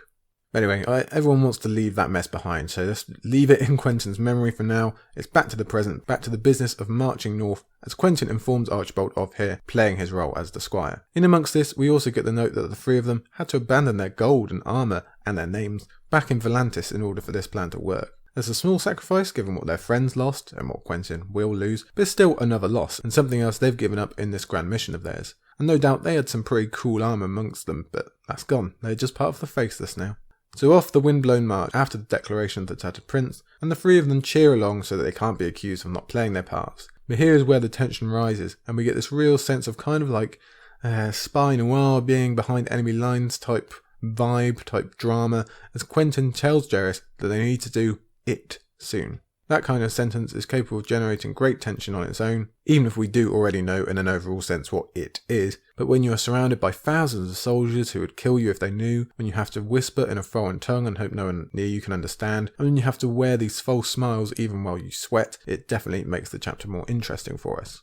But we have to wait for a better time to discuss all that, so instead we get introduced to an aspect of this growing war that becomes more and more prominent as we go, the Yunkish warlords. Yeah. This one is quite fun to have a look at. It's just quite a fun part of Dance with Dragons, to be honest. Quentyn and the others ride alongside the Windblown, who ride alongside other sellsword companies, but the Yunkish are also here, stumbling and slow as they might be, which sets a pretty good precedent for their skills through the remainder of this book. Currently, the Grand Command belongs to Yurkhaz Zoyunzak, an old, obese man who seems to be the mould for the majority of these commanders. All of them have grown complacent and gluttonous thanks to their reliance on slavery. Like Astapor, in some ways, they represent the worst of humanity in society, especially as people using all and giving none. And rereaders know that this old man will eventually perish in Daznak's pit. He'll be crushed, and the vacuum of power that he leaves will bring out some of the worst greediness and the stupidity in the Yunkish wise masters, who are already widely regarded as fools who can't achieve anything, especially in war. We'll find that opinion in this chapter, we'll see it going forward, and it's very hard to argue with. For my money, if you ever want to see a direct reflection of some of the Covenant governments we have, mine especially, look no further than the bungling wise masters of Yunkai. Before his eventual death, Yurkhaz will come across Tyrion the slave, as well as the man who next gets some focus here in the chapter, the Yellow Whale, an even larger man who appears to be disgusting in nearly every way possible, but is very, very rich, so people tend to put up with him. Quentyn doesn't spend too much time focusing on this man, but obviously we're getting a lot of setup for future storylines in the Yellow Whale and his Crowed history, and we're really getting the establishment of a new area in the book. As we said at the beginning of the episode, Jon Connington signals that, but it's true for Meereen as well. The war is moving forward. Yunkai is about to be really, really involved with Meereen and the conflict between them, and with several of our own key characters as well. And they won't ever really go away, even to wins, as battle nears and nears, so get used to them, they are here to stay. That's about it for ones we know from later in the stories, but Quentyn still gives us details on captains like the Girl General or the Little Pigeon. These ones won't really have an impact on Dance, although the Girl General, known as Malaza, does come close to buying Tyrion and Penny at the auction. In Winds, however, when the second siege is commencing and the Battle of Fire is coming nearer, that will change. In the preview chapters, we know that Malaza at least has a role to play, and there's every chance that the Little Pigeon will do something at some point as well. Him with his hilarious herons that look a lot more like flamingos to me. The description actually makes me think of Disney's Aladdin, the 92 version. When Iago the parrot, he dresses up as a flamingo to spy on Aladdin in the Paris. That's the mental image I get when imagining these herons of the little pigeons. But anyway, in that Winds preview chapter, Malaza is involved in the absolutely insane idea, and I cannot emphasize enough how insane, just senseless this idea is, that each of the Yunkish warlords should get a turn in being in charge for a day now that Yurkhaz is dead. And I don't think I need to explain to you why this might be the stupidest idea we ever see in any of the books. It is clearly chaotic. It makes no logical sense whatsoever. We'll see the logistics of why it fails in that Winds preview chapter, and it's just, how could you not see that coming from a million miles away, that this is just gonna fuck everything up. The chaos, it grows, is clear as day, as that Wind chapter tells us in terms of who's giving orders and who's supposed to do what, and the absolute proof that yes, these wise lords don't have a clue what they are doing. I bet they couldn't handle a pandemic properly either. Yeah, good comparisons. So if you haven't read those Winds preview chapters, I'd do it just for that, just for the description of that new policy from the Yunkish warlords, because it's pretty funny. Talk of stupidity does not end there, however, as we now learn of the Clanker Lords, whom, having been defeated by Daenerys' Unsullied previously, have figured the way to combat soldiers running away from Unsullied is to chain them all together from wrist to ankle. So we've got some real contenders for that worst idea ever award, haven't we? That trophy. Clearly, this is going to end absolutely horribly at some point. I personally like to think that they might be faced with a dragon at some point and will just try to run in all different directions, thereby exposing themselves to a terrible slaughter. Or Dothraki charge would achieve the same thing. And while we can kind of smirk at that no doubt happening and how stupid the Yunkish are in general, let's spare a thought for these poor slaves, the ones who are going to end up suffering their own version of hell, again all chained together and just, no, it doesn't bear thinking about. George is really going out of his way in this chapter, and many going forward, to expose how bloody stupid these people are. I know I keep saying it, but it's really obvious. I wonder why he gives that so much focus, why he pushed the needle so far on that characteristic.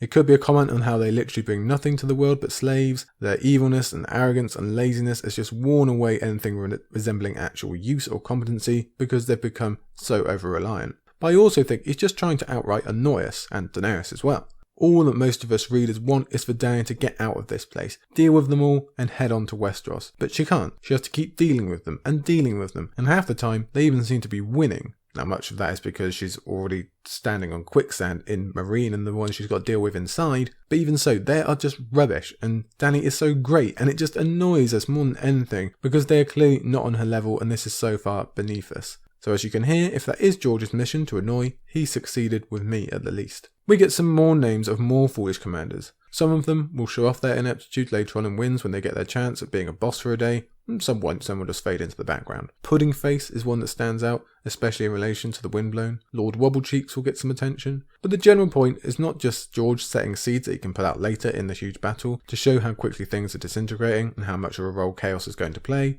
It's to show how useless they are and how astoundingly moronic it is that they have basically zero command structure between themselves. Everyone was wealthy, everyone was arrogant, and everyone was a captain and commander, answerable to no one but Yurkhaz Zoyunzak, disdainful of mere sellswords and prone to squabbles over precedents that were as endless as they were incomprehensible. To prove the validity of that, they immediately fall behind on this march. They can't even get that part right. So that kicks off a conversation about why they lost the Stormcrows and Second Sons to Daenerys in the first place. It's because even with their superior numbers, they look so foolish that they can nullify that advantage. Sellswords go to whatever side they think is winning, and after all the doom and gloom of Dany's recent chapters, we finally get a glimmer of hope that she might actually have a chance, that more sellswords will switch sides, which they will. Although some she has will switch back, and then they'll switch back again. It's all going to get very confusing later on, don't you worry. These sellswords are professionals. They aren't slave drivers merely playing at war. They know what they're about to fight in the Unsullied and maybe even Dragons too, and you know they're always weighing the odds. So it's some more seed setting for what's to come in the rest of the chapter. Such talk also returns us to the subject of Astapor, because the veterans of the company saw that as easy slaughter, as easy as it ever gets. It's not even a real battle to them, which is obviously news to someone like Quentyn, who thought the whole thing was horrible, the worst you could ever imagine. And now there's a possibility of something actually worse out there?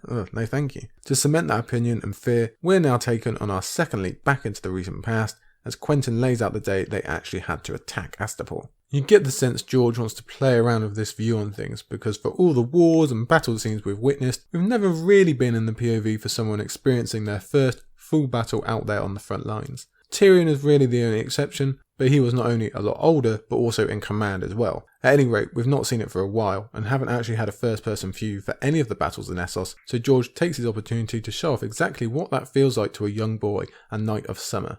And I really like that this is done in the arena of a winning battle. This is a slaughter, this is a cakewalk in favour of the side that Quentyn is on. So in terms of best first ever battles or debuts to be involved in, you couldn't ask for better circumstances. And it's still absolutely horrible. So I really like that message from George that winning battles does not make them less traumatic. Quentyn started his first true day as a soldier in the same way that Daenerys started this entire book, being quickly awakened to hear some very bad news. And you can go and look up the psychological and physical effects of being awoken in this manner if you fancy, because let me assure you, neither of them are good. It's Archibald/Greenguts who was doing the waking, and he's perfectly playing his part of a knight, addressing his squire, even if he secretly doesn't like talking to his friend and his prince like this. You'll remember back in Quentyn 1, when we met Archibald, we said that he is very talented in this mummery and really fights back against the trope of big dumb guy. It's true, sometimes he lets slip a detail here or there, but when he's on, he's on. And I like the extra note that in this hurried dressing of the entire unit, Jaehaerys and Archibald are quick and efficient and actually end up having to help Quentyn with his own harness,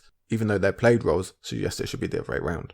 Out from Astapor, under the apparent command of the Cutthroat King, or maybe the Butcher King, or whoever that we learnt about in Dany's last chapter, come the new Unsullied, quote-unquote unsullied, such as they are. They are lining up outside the city, and the Windblown is doing the same. It's simple and straightforward as battles go in this series, but this isn't an exercise in George's tactical imagination, we get enough of that. It's exploring the spirit of a young man facing the reality of war for the first time, and I believe George captures it brilliantly. Battle, Quentyn thought. Quentyn had trained with spear and sword and shield since he was old enough to walk, but that meant nothing now. Warrior, make me brave, Frog had prayed, as drums beat in the distance. Boom, boom, boom, boom, boom, boom. I know I sound like Baldric there at the end, but that really is beautiful writing to me. I find this very emotional. If you've listened to me for any sort of time, you'll know how important Remembrance Day and the honouring of war and battle and soldiers is to me, and I think one of the most important things we can do as modern people is force ourselves to imagine what it was actually like for those youngsters waking up in misty dawns and finding a sight very similar to what Quentyn sees waiting for them. The fear, the clenching as Quentyn describes, the narrowing of the entire world to the enemy in front of you, this feeling of being stuck in a river with the current just too strong as the world moves along without asking if you want to come or not. Knowing what you'll have to do to survive the day is very, very emotional. I thank George for taking the time to give this to us in this way. I know it's not a very good job of me explaining what I'm getting across there, but hopefully you can kind of feel what I'm going for. As they're mounting up, Archibald notes the enemy leader, this Butcher King. He's sitting stiff in his copper scale armour, and that's a good note to remember for in a minute. And then it's beginning, as Jaehaerys reminds Quentyn that they are there to protect him when it comes down to it, and that only he can complete their mission. So there's an extra layer of heavy pressure and horribleness just before it kicks off, at this idea that you not only need to live so that you can live, but so you complete your father's mission. Or, much, much worse, that your friends might be about to die to keep you safe if you can't handle yourself. Given what we've learnt already in this chapter, it's no surprise that the Wise Masters are already being beaten by these Unsullied that aren't Unsullied, and need their sellswords to come and save the day. A single cavalry charge at unprotected flanks is enough to do that, along with some help from the legions from New Geese. And to be honest, quick as that, the battle is won. Especially when Cargo kills the Butcher King to find he's already dead. He's a corpse in armour tied to a horse. If there's any better image for what Astapor has become, I don't know what it is. Disgusting, desperate, hopeless lunacy, chaos everywhere. And somehow it gets worse. Yeah, I know, you wouldn't think, would you? After the second death of Cleon the Great, the Unsullied, who was something like 10% of actual Unsullied, proved the truth of that by breaking and running back to their ruined city. Except that Astapor, as if they haven't proved what kind of place it is, has shut the gates and left them outside to die. As Quentyn calls it, the rest is butchery and slaughter. Let's just imagine for a brief second how terrifying that must have been for these poor souls that have been dragged into this fight as slaves, having these horses thunder down on you with no chance of escape. And Quentyn has to take part in this. He has to keep the ruse up. And though if we were forced to choose between being the ones on a horse doing the slaughtering or being on the ground running and being slaughtered, we're all 100% choosing option A. That doesn't reduce how horrible an experience this is for Quentyn. It's great that it's easy, again, quote unquote, that him and his friends are relatively safe, but he's aware of the lack of honour involved in what they're doing. He's aware of just how horrible it is, and that they are riding down what amounts to scared little boys. Here's the quote. Green boys screaming for their mothers, he had fought, but he killed them all the same. And again, I want to give special focus to George taking time to highlight these emotions to us, but also for showing it from both sides of the battlefield. If you are anything like me, then this line settles deep somewhere in your gut and it doesn't let go. Frightened young men, teenagers perhaps, dragged out onto a battlefield and left screaming for their mothers. Just let that settle in. And it's the same on both sides, over and over and over. That's war in Westeros and Essos, and it's war in our own world as well. So again, I implore you to give the proper respect and to take the time to imagine what people like this have had to go through. And I don't know if appreciate is the right word, but just make sure you feel it. I can think of very few things that are this fundamentally important to me. Quick as that is done, Quentyn is covered in the blood of boys his own age, another victim of war, because remember everybody, if there is one thing you must always remember from this podcast or this series at large, it is this. You don't need to lose a war to become its victim.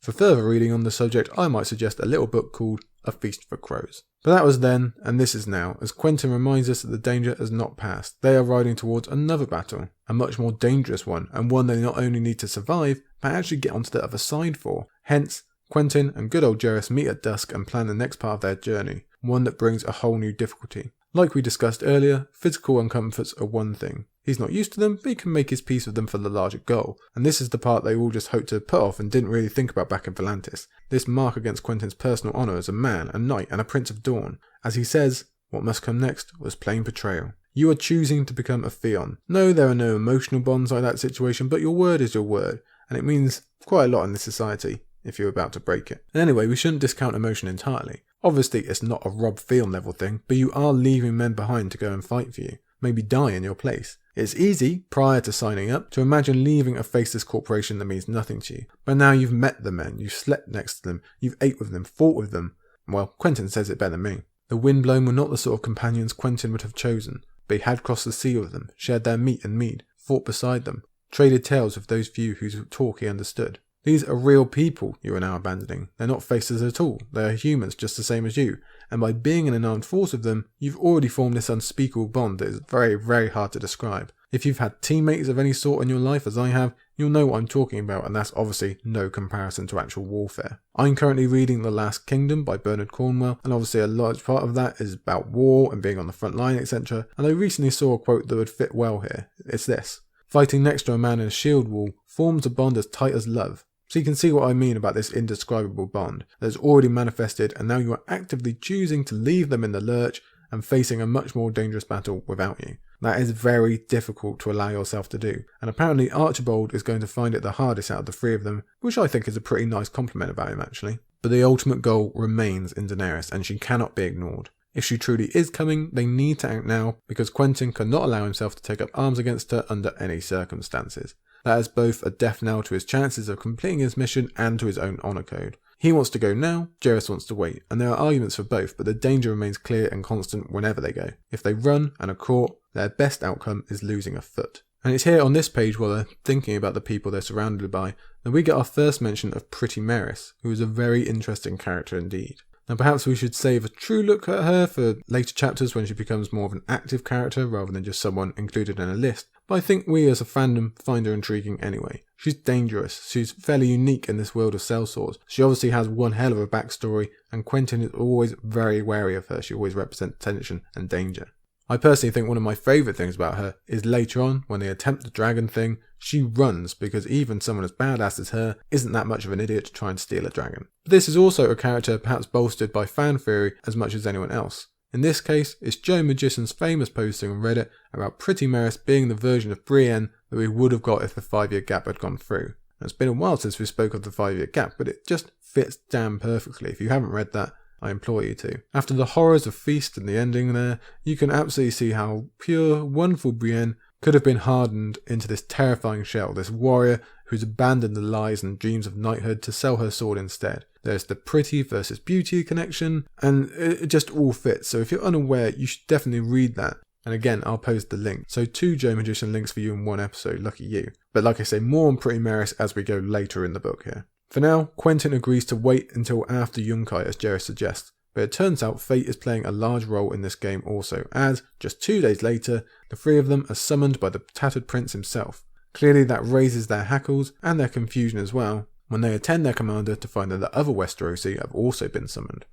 At first, it seems they're merely being selected for the annoying job of riding out into the Yunkish hill and driving refugees from Astapor back to their damn city because the wise masters don't want them coming to Yunkai and making the place messy, or by happenstance, bringing the bloody flux with them. That might make sense for these 3, given that they're rookies and this would be a rather annoying quest if you were in a video game, but there's also some tension in that they might come up against the company of the cat who don't go on the Windblown, so again, makes sense to send the rookies, doesn't it? And it's also here we get our first Bloodbeard mention, another person who'll be of importance later on, and will actually show up a bit more in Dance than the other people we've mentioned in this chapter. He's an interesting study in being another type that war breeds. Or is it that they breed wars? Either way, he's pretty focused on bloodshed and further violence. He's pretty much the exact opposite of the type of person you want in this situation. And we'll see later when he pops back up how far he goes to mess up any attempts to save lives and just make the world better. Back to right now, well, it's not just rookies who are here, Quentyn notes. People much higher than them are also being given the same mission. The only thing that ties them together is the 7 kingdoms.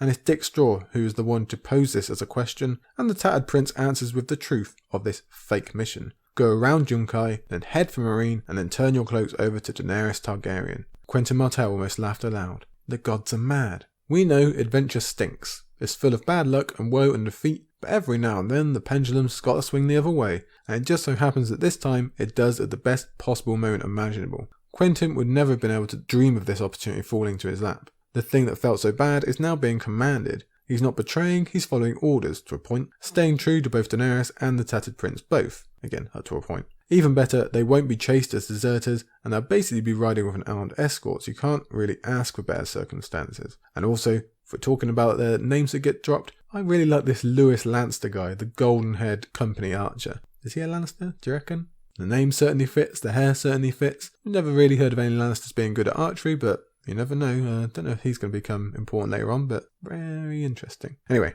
as a sidestep. The Tattered Prince gives his rationale for putting this group together. Pretty Meereen is here because perhaps she can bond with Daenerys woman to woman. And maybe she can, we don't know Meereen at this point, but on the surface, she seems pretty damn different to Daenerys. The other reasoning is that everyone is Westerosi and has more in common with Daenerys than anyone else in the company. Of course, this ignores the fact that Daenerys has never actually been to Westeros, but you can see the logic and Quentyn's willing to look past it if it serves his mission. The Prince also adds on that they can give stories of abuse for motivation just to get their foot in the door, and we get a reminder of exactly what type of person we're dealing with here when Cargo Corpse Killer tells us that he killed a slave girl he raped because she was ugly, so let's just never forget, shall we? For the Dornish Free, it's the most basic of grievances in saying they didn't get paid as much as they wanted. Besides, the Second Sons and Stormcrows already went over to her once it suited, so hopefully she'll be open into it happening again. So the matter is settled, that's what they're going to do. But danger still persists. The company of the Cats and the Long Lances are out there, like we said. If they discover that these lot are intending to turn their cloaks, it will mean their deaths, same as if there were only 3 of them.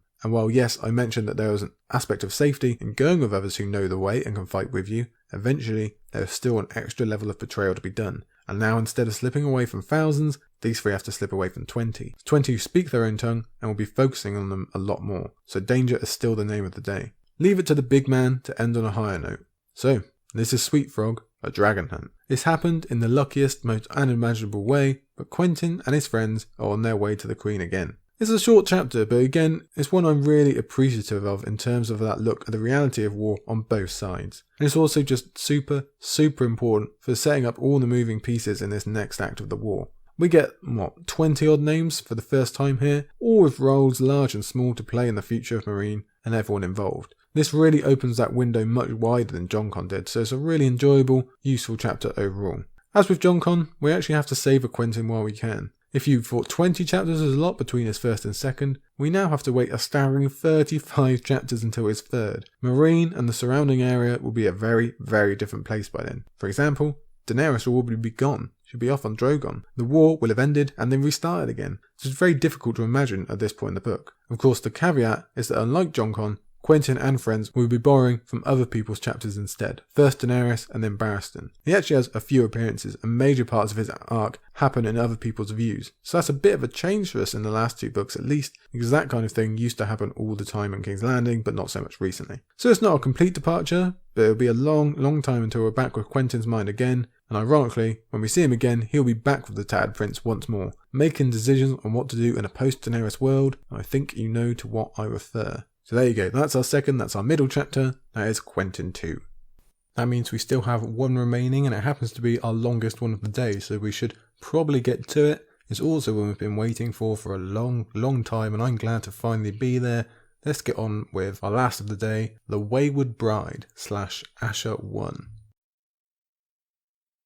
And I'll say right from the top, this is a superb chapter. I won't wait to tell you, that's just the truth. It's one of the best. I love Asha. I'm very, very glad that she's back in our lives. And I'm not sure how I didn't pick up on this in the intro, probably should have. It would have fit a bit better there. But Asha is also our first POV, our first returning POV from Feast. So she's not only opening those floodgates in terms of structuring that we mentioned earlier on, but it's also the first time these 2 novels are actually merging and we have a real connection between the 2 stories. So get ready for a lot of me saying, as we discussed in Feast, during this chapter, which is only Asha's second of the entire series. Criminal, I know, George, what are you thinking? So I'm not going to spend too long introing because it's already a long podcast and we've got a lot to get through, and most of it is just best to discover anyway. This is the outlier in the arc, as in the other 2 she's a prisoner. Now we actually get to see her free for once, so let's appreciate it while we can. We get beautiful scenery, we get the soul of the Ironborn versus the North and how that still feels. We get a real appreciation, I think, just for the feeling of the North through a stranger's eyes, through an outsider's eyes. Really kind of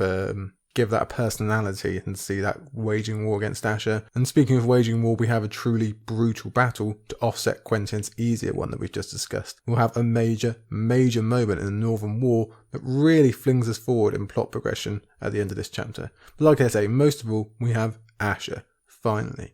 Just one chapter of her was not nearly enough in Feast, awesome as that chapter might have been, also one of my favourites. We've wanted more for ages, now we've got it, and we love it. And it's a long chapter, like we discussed earlier, but to be honest with you, it doesn't feel long to me when I read through it, when I did the notes for it. Hopefully it won't seem too long to you as I speak through it now. It's beautiful, it's brilliant, it's a different Asha, it's a low down Asha who needs some spark, some life. We're going to see how she finds that and then kind of how she loses it as well. Then again, Asha at her lowest, still better than most characters anyway. Let's get to it anyway. The Wayward Bride begins with Asha feeling pretty damn wayward. Here's the quote for you. Asha Greyjoy was seated in Galbert Glover's long hall, drinking Galbert Glover's wine, when Galbert Glover's maester brought a letter to her. She's a fish, or kraken rather, out of water. This doesn't feel quite right anymore, it doesn't feel like home. It feels like she should be doing something else. There's a couple of different angles to that. One is that this isn't Asha in retreat. She was defeated back at the Kingsmoot, as we'll remember from Feast, and had to run back here because there was no other option. This isn't what she chose, this isn't option number one. It wasn't her goal to just rule Deepwood Motte, even if it did figure into that cool northern plan that Victarion should have definitely listened to a bit more. Much as she might respect the place, it's not her dream. The Ironborn, or Euron, or both really, excluded her. She's essentially been exiled, and while she's off nursing wounded pride over the loss of her people, those same people are in the middle of the biggest uproar to their culture in centuries, and she's not part of it at all. She's just been left out here on the fringe with no real goal or planned future, and it all contributes to this feeling of loneliness. The other angle is purely the fact that she's in the north, and the time of the Ironborn in such a place is coming to an end. The writing's on the wall. We already saw the remnants of that war at Moat Cailin, and it wasn't pretty at all. Asha would never allow anything like that to happen to her men, of course, but still, the tide is quite clear. Balon's war utterly failed, despite her own successes, not her fault. The last remnants that have been hanging on as pointlessly as they did at the very beginning, when they first started, are being swept away. Theon was defeated at Winterfell an age ago. Now news has come of Moat Cailin falling, and her uncle's last force going with it, basically. She is alone, in a foreign land that never wanted her, with enemies on the way, and there's no allies, on land or overseas, so wayward she is indeed. But let's give some focus to this message that she receives from the Maester that is not hers, because it is no normal letter. Instead, it is the precursor to a much more famous letter that has dominated the collective fandom's mind for years and is still a hot topic whenever anyone brings it up. This version might not be so everlasting in the lore, but it still means a bunch to Asha. I write this letter in the blood of Ironman, was the first, and then the last. I send you each a piece of prince, linger in my lands, and share his fate. Talk about tone setting to start the chapter. Losing the north was always pretty inevitable. Asha's not stupid, she knew what would happen, but Ironborn being flayed and her own brother being tortured without relief for months on end, the prince of her people, a boy she once really cared about? Damn, that's harsh. Our sympathy is sky high for Asha right now. Again, she's alone, and now she's in danger too. And finding out the devastation that she was already holding on to, that Theon was dead, is actually much, much worse in reality. On top of that, there are all these other northern signatures from the houses that have joined the Boltons. So this north that they attacked and kind of broke early on, while working together again, and they're all working against her. That's some nice foreshadowing for her future chapters when she's in amongst Stannis' camp and is viewed and treated as the enemy, a kraken essentially alone in a world of Northmen. We have it now, we'll have it then too. So it's a somber mood for Asha to start on. And she doesn't bother replying to this letter. Why give the satisfaction, and what could she really say anyway? Instead, she gives permission for Lady Sybil Glover to be informed, so we have at least a little uptick in remembering why Asha is so much better than many others in her treatment of Lady Sybil and her children, as we discussed in Feast. She captured them and intended to make best use of them, that's true, but she was kind, even caring in a way. She even reminds herself that her efforts saved Lady Sybil's children. It's always important, but even more so considering what's become, supposedly, of the senior Glovers. We know better, but they don't. So we have a little bit of setup there for the final Davos chapter we have coming next week, I think, and it's a good time for George to shore up the general story on the Glovers, what we're supposed to all be thinking. We're also told that the children are still down at 10 Towers. I'm not sure if that'll have any significance later in the plot, but it's interesting that we have this mirror of children being stashed away on islands, both on the east coast and the west coast. So considering that Robert Glover and Wyman Manderley become partners, and the Manderleys want to go and save one kid from one island, maybe we'll see a rescue attempt on the other side as well. Anyway, Asha continues her being kind to Lady Sybil. The woman is completely bereft, of course, and spends her days in the Godswood the same way that Sansa used to in King's Landing. Asha doesn't hate the woman, who may well hate her back, and isn't cruel enough to deny her a potential chance at joy at this news of Northmen coming back from the war. Does that make it better or worse for Lady Sybil because her husbands assumedly aren't with them? Well, Asha thinks it's not for her to decide and allows the letter to go to Lady Sybil. We've already established that Carl the maid is at Asha's side, the man she is so very fond of, but now we find that Christopher Botley has also come over from the Islands to join her. He's the one she's not so fond of, or at least not in the same way, as you might remember from copious discussions back in Feast. He's the one she left bleeding in the moonlight when he wouldn't quite take the hint. Again, she bears no ill will towards him, say. She's just her own person, and he's a bit doe-eyed over here, despite her being pretty clear about who she is and how she does not conform to what he wanted. She said it then, back in Feast, she says it now. Still, he is devoted and an old friend, so she's definitely not turning down his company right now. What she will do is disagree slightly with his notion that after Moat Cailin will come Torrens Square, and then it is Deepwood Mott's turn to feel northern vengeance. She doesn't argue that endpoint only when it will arrive. She still has faith in the Cleftjaw. Yeah, remember that guy? He did seem to have it together a fair bit, so maybe it's well-placed faith. But she's convinced he'll at least forestall the Boltons for a while. And we can agree on that point, but her assertion that if Balon still lived, Moat Cailin would also still stand is a bit more questionable to me. I have zero faith personally that Balon would have got anything done. You'd like to think he might have had the sense to withdraw, but I bloody doubt it. So what is Asha asserting here? They would have just kept sending more troops to bolster Moat Cailin? Told Victarion to keep holding it? Well, that might be true, I can believe that. And at least they'd be better off than when Theon found them, but for my money, the Crannogmen still would have reduced them to what they were, and a combined assault by both Roose and Ramsay would have still opened the door, even if they'd lost a few more men doing so. But this isn't even really about her father, it's about her uncle. No, not that one, not Victarion, the other one. The one who stole her chance to rule and has led the majority of her people on some wild dragon chase down south, while completely abandoning those who are supposedly still fighting a war for you. She's bitter about that. She's bitter about how he came into the Kingsmead at the last minute and let his shiny baubles distract from her actual plan to improve the Iron Islands for like the first time ever. And she's bitter that her people have been duped and are actually following him down south. We'll see this resentment through the chapter, but for now, her assembled men that ran from the Isles with her discussed their options, mostly settling on marching to join the Cleftjaw in battle at Torrens Square. They are only wolves. The wolves are all slain. Asha picked at the pink wax with a thumbnail. These are the skinners who slew them. So I'm just including that quote as evidence that Asha gets it. She knows the score. Unfortunately, she also gets what the men around her are actually saying beneath their words. They have given up. They've already lost in their mind, and they're just seeking some glorious end. That's kind of northern in its sentiment, but it's also a replica of Theon's own argument and his men's own argument back in his Battle of Winterfell days. Worst, she's not even sure they are wrong. The Northmen are coming and they cannot win. In fact, the only reason to maybe not allow her men to do this is simple logistics. March to the Cleftjaw and you might never reach him. Instead, you could be picked off from behind one by one from the shadows by men who know this land better than you ever will. She loves her men, as she says here. She could never allow such an end for them, despite the end of the chapter, so her 200 with their 4 ships will have to find another way. What she could do with in this period of bad news is a bit of distraction, and Carl the Maid arrives on the scene to deliver it, and then some.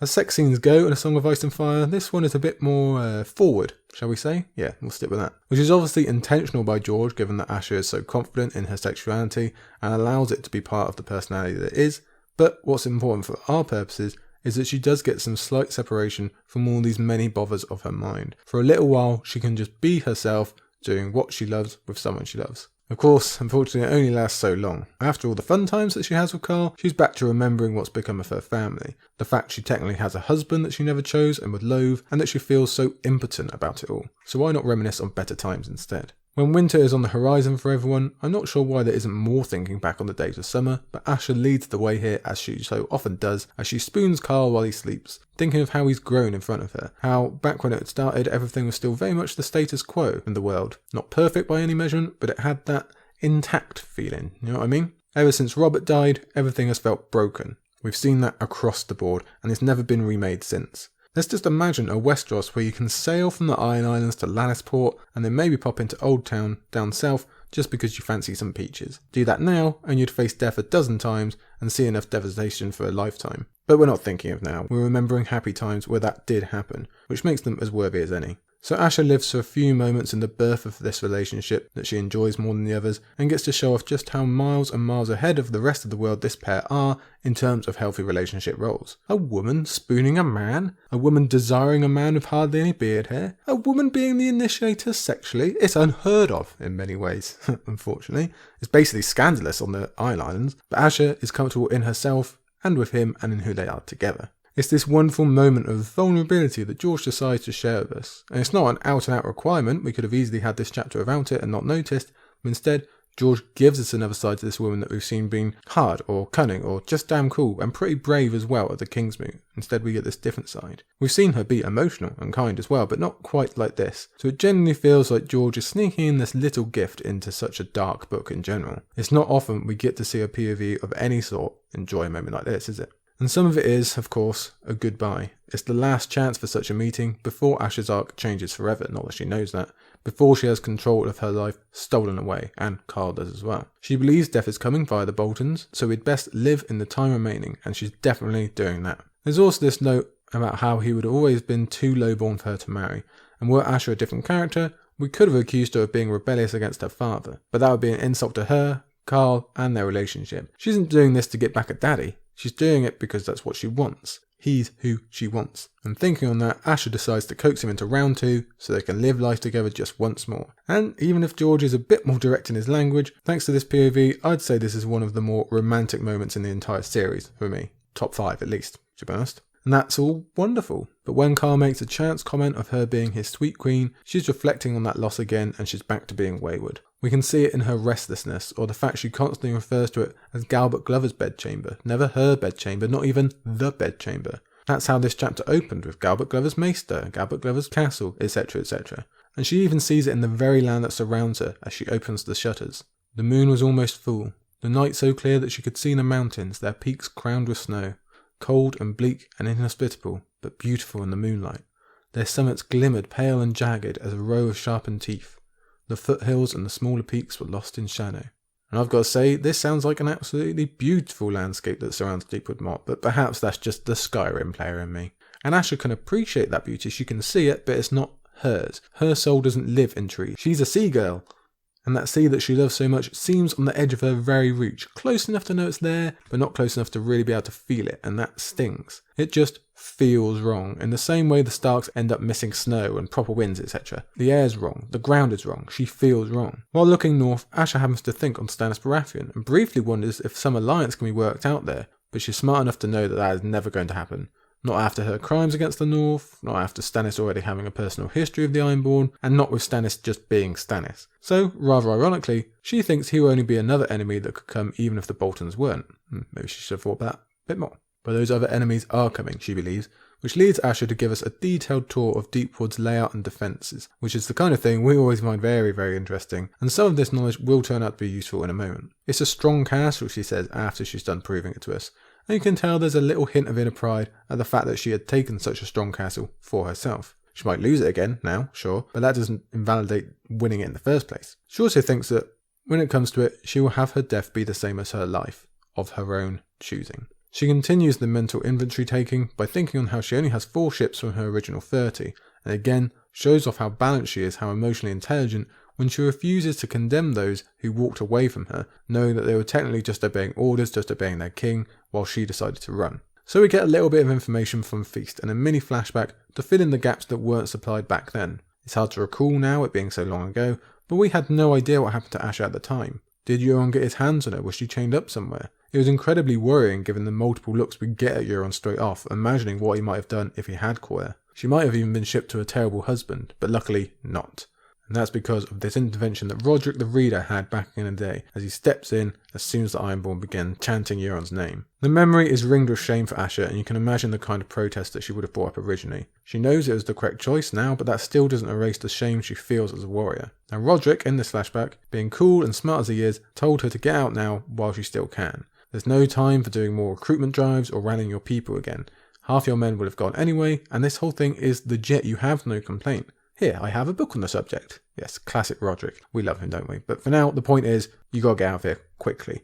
If you stay, you'll be killed or used, or maybe even worse knowing Euron. Asha is still dangerous to him thanks to her claim, she always will be. There's never going to be any safety thanks to Euron. And it's actually the sound of the horn that convinces both her and the reader, as in Roderick I mean. There is something eerie, otherworldly, and above all, powerful about it. So that's a nice little connection because she's dead on, that horn is indeed powerful, and it also gives us some nice setup for what's coming in later Victorian chapters. Still, before she departs, there is this focus on the uncle-niece relationship between these two that we were able to focus on during Feast. Her refusing to go unless he does. Him commanding he not be made to watch her die because that is the very worst thing that could happen to him. It's all very endearing. And again, like I say, we spoke about it a lot in Feast, but it's just as strong here. It's probably too hopeful for us to wish that these two will meet again, especially with Roderick being in close vicinity to Euron still, but he is hoping anyway. So Asha abandons her home. Asha runs. That's so very strange for her, but she's not so frightened that she won't stop at 10 Towers first to say goodbye to her sweet mother. If Asha doesn't show kindness to Alanis, who will? Unfortunately, the poor woman seems to have deteriorated even further, asking only after Theon and what's become of him. Lady Gwyneth is much the same, still muttering about 10 Towers being hers, not Roderick's, completely detached from what's actually going on in the world. That's a very cruel snippet from George there, reminding us of the poor fate these two women have been dealt by the men of Asha's own family. This is the work of Balon and his wars, this is the work of the Ironborn culture, this is very much the work of Westerosi society in general, this shoving of women to the back of the cupboard once their child-making usefulness has ended. I'm not going to repeat that too much because if you remember, we had a big discussion on it at the time during Feast, and you can always go back and listen to that. But I think it's likely that George includes it, firstly because Asha is awesome, and is the only one who remembers to bother with these women apparently, but also because she's likely catching a glimpse of what she could become if she stays. So this is confirmation that running is the correct option for her. And that feeling is validated when she is still at 10 Towers and news comes that she has already been married in absentia thanks to the orders of the new king. Eric Ironmaker / the Anvil Breaker is her new husband, and you might remember Eric from the Kingsmoot, and if so, I don't think I need to tell you that this is one of the last people in the world Asha would want to marry for a whole variety of reasons. Apparently the man is old enough to have sailed with Dagon Greyjoy. That makes him seem way more ancient than I originally thought in my head. Euron decided to further shame Asha by having a seal stand in for her at the wedding, because apparently that's something you can do. And even though she can make a cool retort about it now, it's obviously another blemish for her really. To have this part of her life stolen away from her and controlled by another. She's never going to honour it, of course, but still, it's pretty damn insulting. She's also smart enough to realise that Euron, while being this freaky horror wizard, is also politically brilliant. In fact, he probably doesn't get enough shine on that part of his character in general amongst the fandom, although I can happily say we focused on it a lot during Victarion's chapter, when Euron has made similar moves to what Asha describes here. The Anvil Breaker, his former Kingsmoot rival, is now beholden to him. The Iron Islands are secure while he goes sailing off to chase dragons so that he can't be Robb Starked. Although that isn't really expanded on, and I'm not so sure that's actually true. And not only that, he's doubled up on his degrading of Asha. She's been removed as a claimant thanks to her marriage, no one can support her in the hopes of marrying her now and becoming prince or king or whatever, and he's reduced how the Ironborn see her with this seal business. Not many men are going to rush to announcing that they support the Seal Queen, unfair though it is. So very similar to those moves that Euron made with Victarion's own captains down on the shields. Let's go back to the present, back to Deepwood Motte, where Asha is reflecting on how all of that means that the Iron Islands are definitely closed to her. That's something she's going to remind herself about again and again in this chapter. Even with Euron gone, returning wouldn't just mean death for her, but her crew as well, and probably anyone she visited too, and she's just not going to risk that. But that doesn't mean she doesn't miss it. Asha had spent her life on islands and on ships.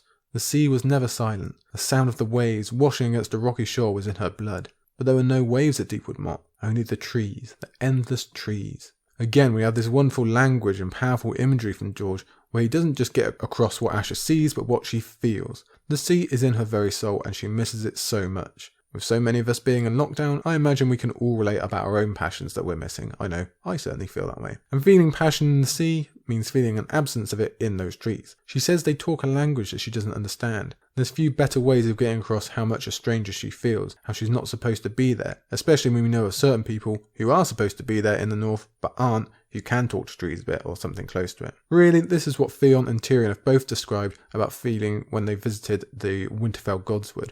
It's just on a different scale. This place belongs to someone else, not Asha. Now we reach the point where rereaders can start to see hints of where this chapter is going. A bit like with Jon Connington earlier on, George sows the hints where they merge perfectly with what we expect Asha to be witnessing anyway. For instance, that the whispering of trees just seems a little bit louder than usual. Asha is too wrapped up in her own thoughts to focus on that, and maybe the reader is too, but then start combining it with other teeny notes on this page, such as the dogs beginning to bark, or the watchtower being a man short. It all adds up, and it shows that George really does provide an experience for his rereaders. It would take a very eagle-eyed first-timer to notice these hints initially, but now the rereader can experience that same rising of tension, the same build-up as they revisit the chapter and know the amazing battle that's coming to us. But we aren't there quite yet. Asha is sick of looking at this wonderful landscape, and again, Skyrim vibes, major Skyrim vibes, and heads off to the kitchen to find some food. Unfortunately, she also finds Christopher Botley. Unfortunately is a bit too harsh. I'm not going to spend too much time reminding you of Christopher Botley,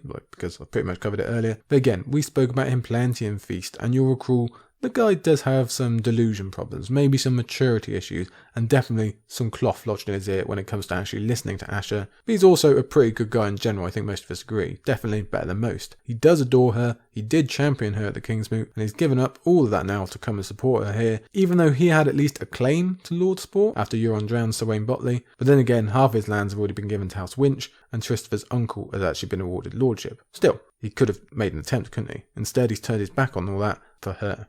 In many ways, he's Carl's opposite in that he's highborn and doesn't exactly provide the same excitement, and just doesn't get Asha to a certain degree. But again, there is that genuine affection and dedication. Asha likely wishes she could sometimes merge the two, and I do like to wonder if they'll ever come to blows over it in any way or anything like that. I hope not. I think they kind of keep it civil here. Unfortunately, this is George R. R. Martin we're talking about, so it's plenty likely that Carl, Asha's true love, ends up slain, with Christopher left as a shoulder to cry on, although again, I hope not. Though Asha by no means needs to end up with anyone for her arc to feel complete, so maybe she won't end up with either, but I'm confident that their deaths, either one of them, would both wound her deeply. Anyway, Triss is coming in with his over-the-top compliments, and Asha is again despairing over what to do with him, how to actually wake him up and see that it's not going to happen. You should look elsewhere. At least this time, he remembers his senses and doesn't grab her, because we know what happened last time he tried that. While Asha is suggesting other women for Triss to moon over, he wants to talk about the situation at hand, the one already plaguing her. They need to leave, or they will die. "Would you have me run?" she asked.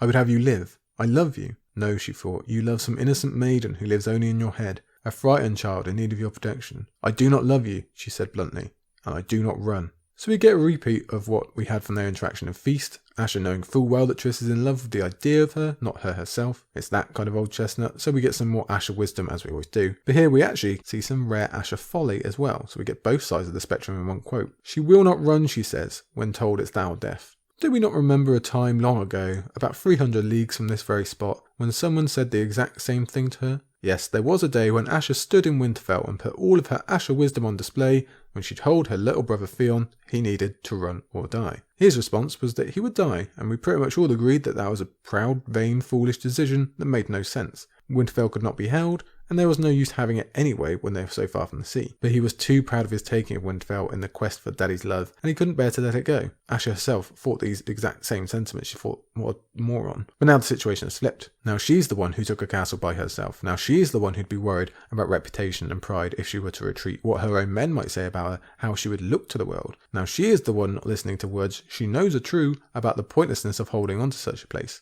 Now she's being stubborn for stubbornness' sake. So it's not so easy, is it, Asha? Not when you're in that situation yourself. It's very hard to let go of the sight of victory, something you believe to be yours. So that's good food for thought, I believe. Luckily, Asha is not Theon and does listen to Christopher's argument. She dreams of being a pirate out on the sea. He says merchant, which isn't quite so appealing, but it's still better than this place where she feels so unnatural and unwelcome. But then she decides to tease Triss by mentioning that Carl would have to come too. But the whole thing is folly anyway, because she can't just go off gallivanting. She's still a Greyjoy. She believes she needs to be involved in the islands. She believes she needs to be doing something. The question's what? As Trista reminds her that islands are not an option. She explained that to us herself just a minute ago, and actually picturing having to be with Eric Ironmaker puts her off even more. Still, she tries to bargain a bit. There are hostages on Harlaw that she will not forget, and she should get points for that because many her place would.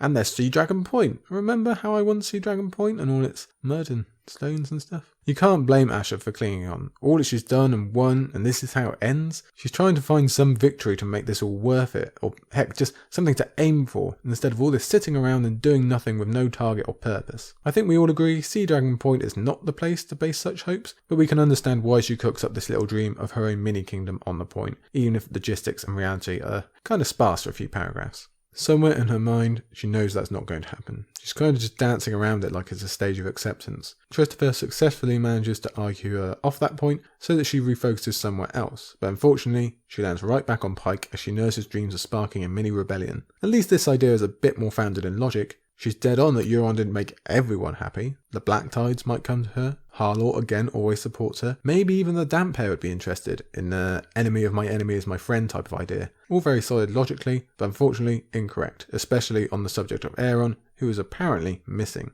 That's something else we heard in Feast, and rereaders, or just readers of the Forsaken chapter preview, will know it is false. He's much worse than missing. He's with Euron being put through a terrible hell of his own. So no rebellion will be forthcoming. Even without knowing all that, Asha does know it is a pipe dream. She admits her answers are feeble and none of this is going to come true. That isn't her reality and everything is just bloody rubbish. No answers anywhere, doom in every direction, and damn Christopher Botley is pointing it all out. Things were so much easier an hour ago when she was busy living life with Carla Maid. But then the conversation takes a turn. As Christopher is reminding her about how she was part of the Kingsmoot and cannot legally challenge it, he slips something in that sticks out to Asha even as she's not entirely sure why at the point. You were both part of the Kingsmoot, so you cannot say it was unlawfully called, as Torgon did. You are bound to its decision by all the laws of gods and men. Asha frowned. Wait, Torgon? Which Torgon?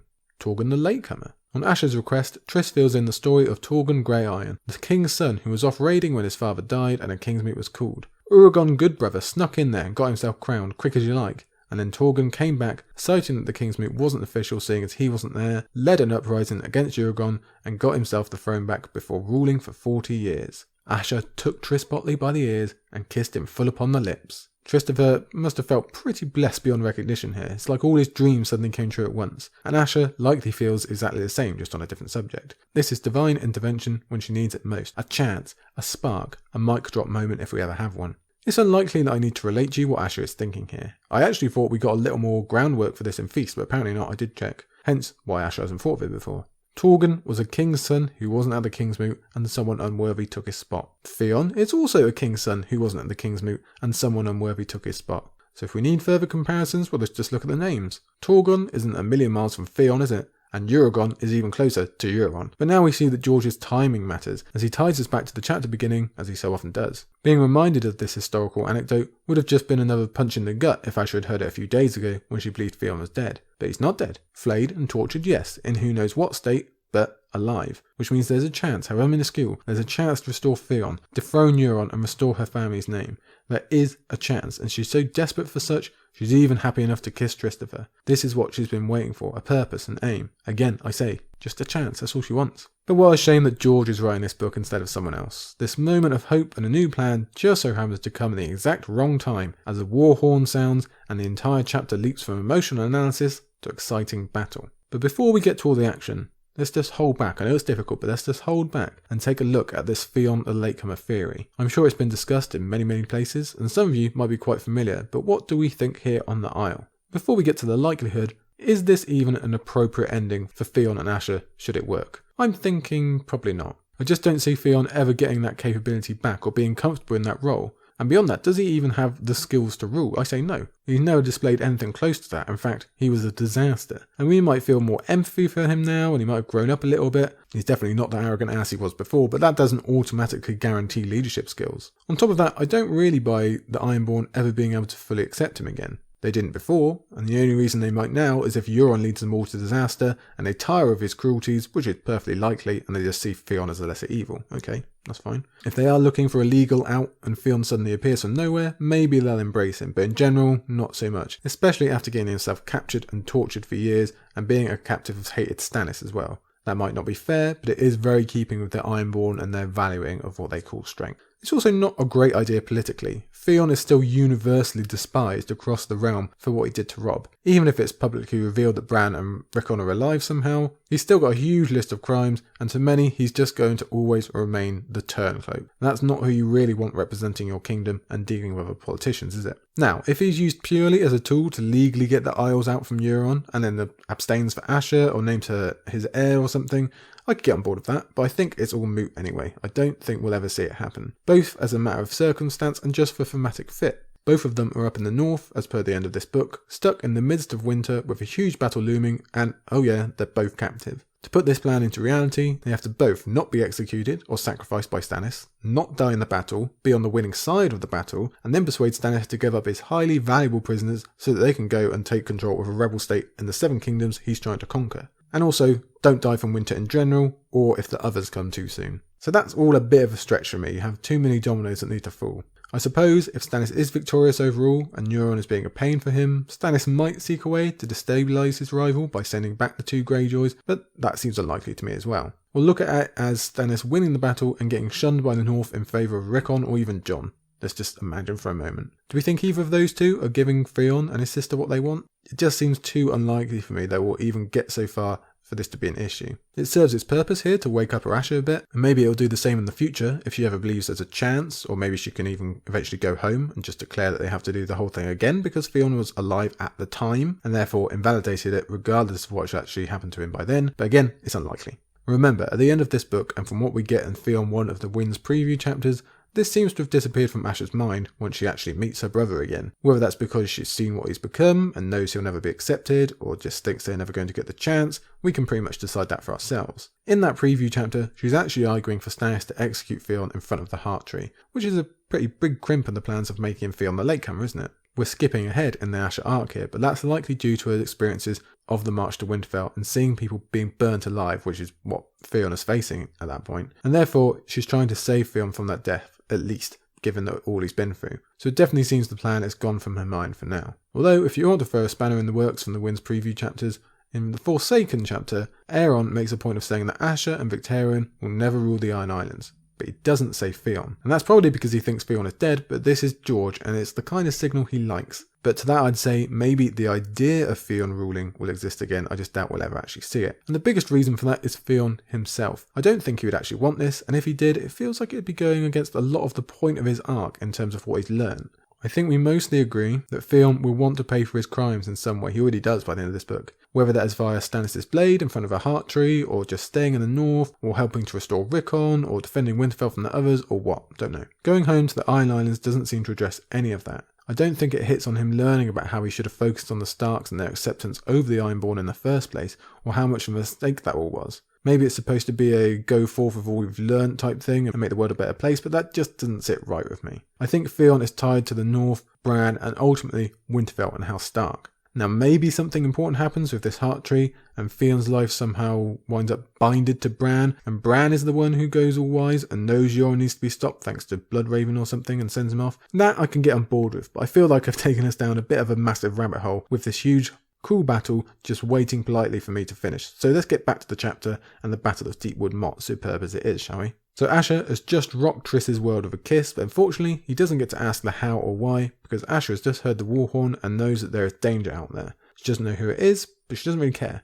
The first half of the chapter has been all tedium and staleness, but now the clear path has appeared to her, the one that always makes sense: fighting. Unfortunately, she's missed the opening act as she reaches the Castle Bailey to find dead Northmen and living Ironborn. It turns out Triss wasn't missed on the wall at all, they were just fine. The Northmen were spied, and the Northmen gone died. Except one, he's still clinging to life, worse luck for him. So Asha takes the opportunity to learn all she can, and she's not above being savage to do it, not when it comes to the life of her men. Before the guy even talks, we see he's wearing not just a camouflage cloak, but one complete with attached branches and leaves, etc., stuck all over his body and head. We've got to say, this is pretty damn clever, and it's one of my favourite parts of this battle. Firstly, it's just pretty funny to have stiff old Stannis give permission for his men to go scurrying forward in makeshift costumes like it's some school project. It makes me think of Deku shrubs shuffling forward in Legend of Zelda. But it's also going to be super effective. Twice in the chapter already, we've had the description from Asha of this sea of trees. That's cover enough, but combined with their costumes, you can see how these guys made it to the wall with ease, even if they were spoiled after. The The dying man identifies himself as a flint. Asha knows that means he's part of the mountain clans, even though she doesn't know the circumstances that would make them attack. She even thinks that they were never supposed to be a problem because they couldn't unite without a Stark. Well, she's halfway there. They had to be united using a Stark's advice, but we all know it means Stannis is coming. And it actually seems to be a pretty short time narratively since he left Castle Black. I always remembered it as much longer, but here we are. The man is coming. He's been successful with the clans, obviously, so we have true Northerners coming our way too, which is very exciting because we like them. It's like the Wall all over again, isn't it? Stannis bursting onto the scene, so our excitement is up, 2 different arcs are about to smash into each other, and we've got a battle on our hands. Thanks to Asha's savage torture, she learns the numbers and correctly guesses that this was an advance party sent to open the gate before the full force arrives. In some ways, there's ironically a lot of elements of Theon taking Winterfell in this battle again. So now battle is afoot and Asha is in her natural mode, so she doesn't hesitate. For the first time, she refers to Deepwood Motte as her castle when killing the Flint, and now she's ready to act like it. The folk of Deepwood Motte are soon gathered up, again, like Theon once gathered those from Winterfell, and they all have a general sense of what's about to go down. It's the unnamed Maester and Lady Glover who appeal to Asha to surrender.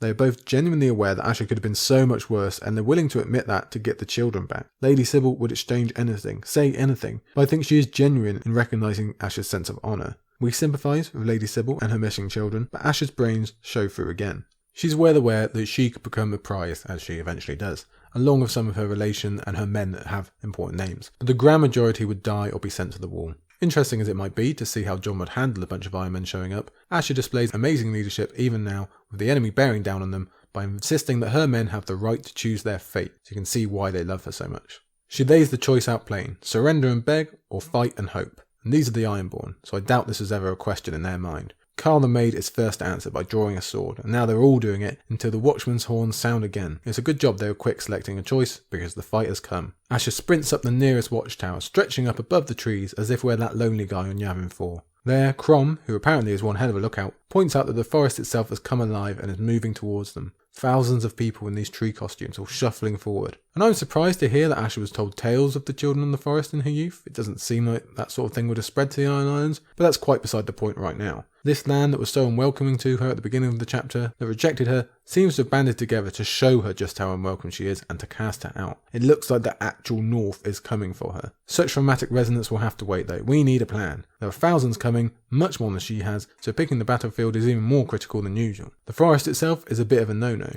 So should she fight here at Deepwood Motte? But then the castle didn't defend well against her, so why should it save her now? Crom and Hagen have what is an emotional little conversation about how their souls will still find their way to the sea when they fall, thanks to the little streams that come here, because it is a matter of when, not if to them, as Asha highlighted earlier, and it's definitely confirmed now. They've seen the numbers, they know what's going on. Perhaps it's that conversation that convinces Asha of her decision. Asha was not ready to die, not here, not yet. A living man can find the sea more easily than a dead one. Let the wolves keep their gloomy woods. We are making for the ships. Yes, it's bracing stuff. Let's do it, everybody. There is danger still. She knows it. Triss knows it. If they reach the coast to find Northmen already there with their ships burnt, they'll be trapped and killed. But Asha is convinced they won't have done that. Although even if they have, it's still a better death than here in this world that she hates. Remember that passion of which she spoke of the sea earlier. Salt spray and the smell of it, the sound of waves. That's the world that Asha wants to die in. Triss, almost like the Quentyn of our earlier chapter, looks like a deer in headlights. But Asha has her captain hat on now and keeps strong and confident. She even promises him a kiss for every kill. And there can be no greater motivation for this guy, I think. So Hagen gives the signal to the ships, and just in time too, because the Northmen are already at the North Gate with a battering ram. Yes, we know Stannis loves a battering ram. And even in this frenzied atmosphere, she's smart enough to realise that Northerners don't use trumpets. But she can't figure out what that means, of course, but it's another hint to us readers. Besides, there's stuff to do, like getting the hell out of here. And she's going to look and sound awesome as she does it. The hour of the owl has fled, my brothers. Now comes the hour of the spear, the sword, the axe. Form up, we're going home. From 100 throats came roars of home and Asha. You do have to love the relationship between Asha and her crew. We've always thought so throughout the series. It's just such a rarity to see it, isn't it? And it's obviously highlighted when compared to Theon's own attempts to lead these people. So it hurts just a little bit more than usual when, as the Ironborn mount up, and note the extra tension we have as Carl the Maid is being singled out as a poor rider, Hagen is the first casualty as an arrow brings him down. It hurts Asha just a little bit more than most leaders, like I say, but there's no time for that. Arrows are coming over, the gate is about to give, we got to go. So go, they do. Thrilling as the chapter is, let's not represent this as a charge of the Rohirrim or something like that. It's not a matter of thousands of horses going full power out of the gates. This is a tactical retreat. There has to be a pace and they need to stick together given half their number is on foot. It's a trot, not a gallop. Before you can blink though, they are into the woods, and Asha's downed trees are surrounding them like this final test before the relief of the sea. The trees were huge and dark, somehow threatening. Their limbs wove through one another and creaked with every breath of the wind, and their higher branches scratched at the face of the moon. The sooner we are shut of here, the better I will like it, Asha thought. The trees hate us all, deep in their wooden hearts. Again, it feels like the land itself is fighting against her. It has already won the castle itself back, and Asha hopes that might be it, even if we know that's likely too keen a hope. The North ends up making its strike against them when horses begin stumbling in the dark, slowing them to a crawl and threatening to expose them. The leaves trap them in darkness, the roots trip them.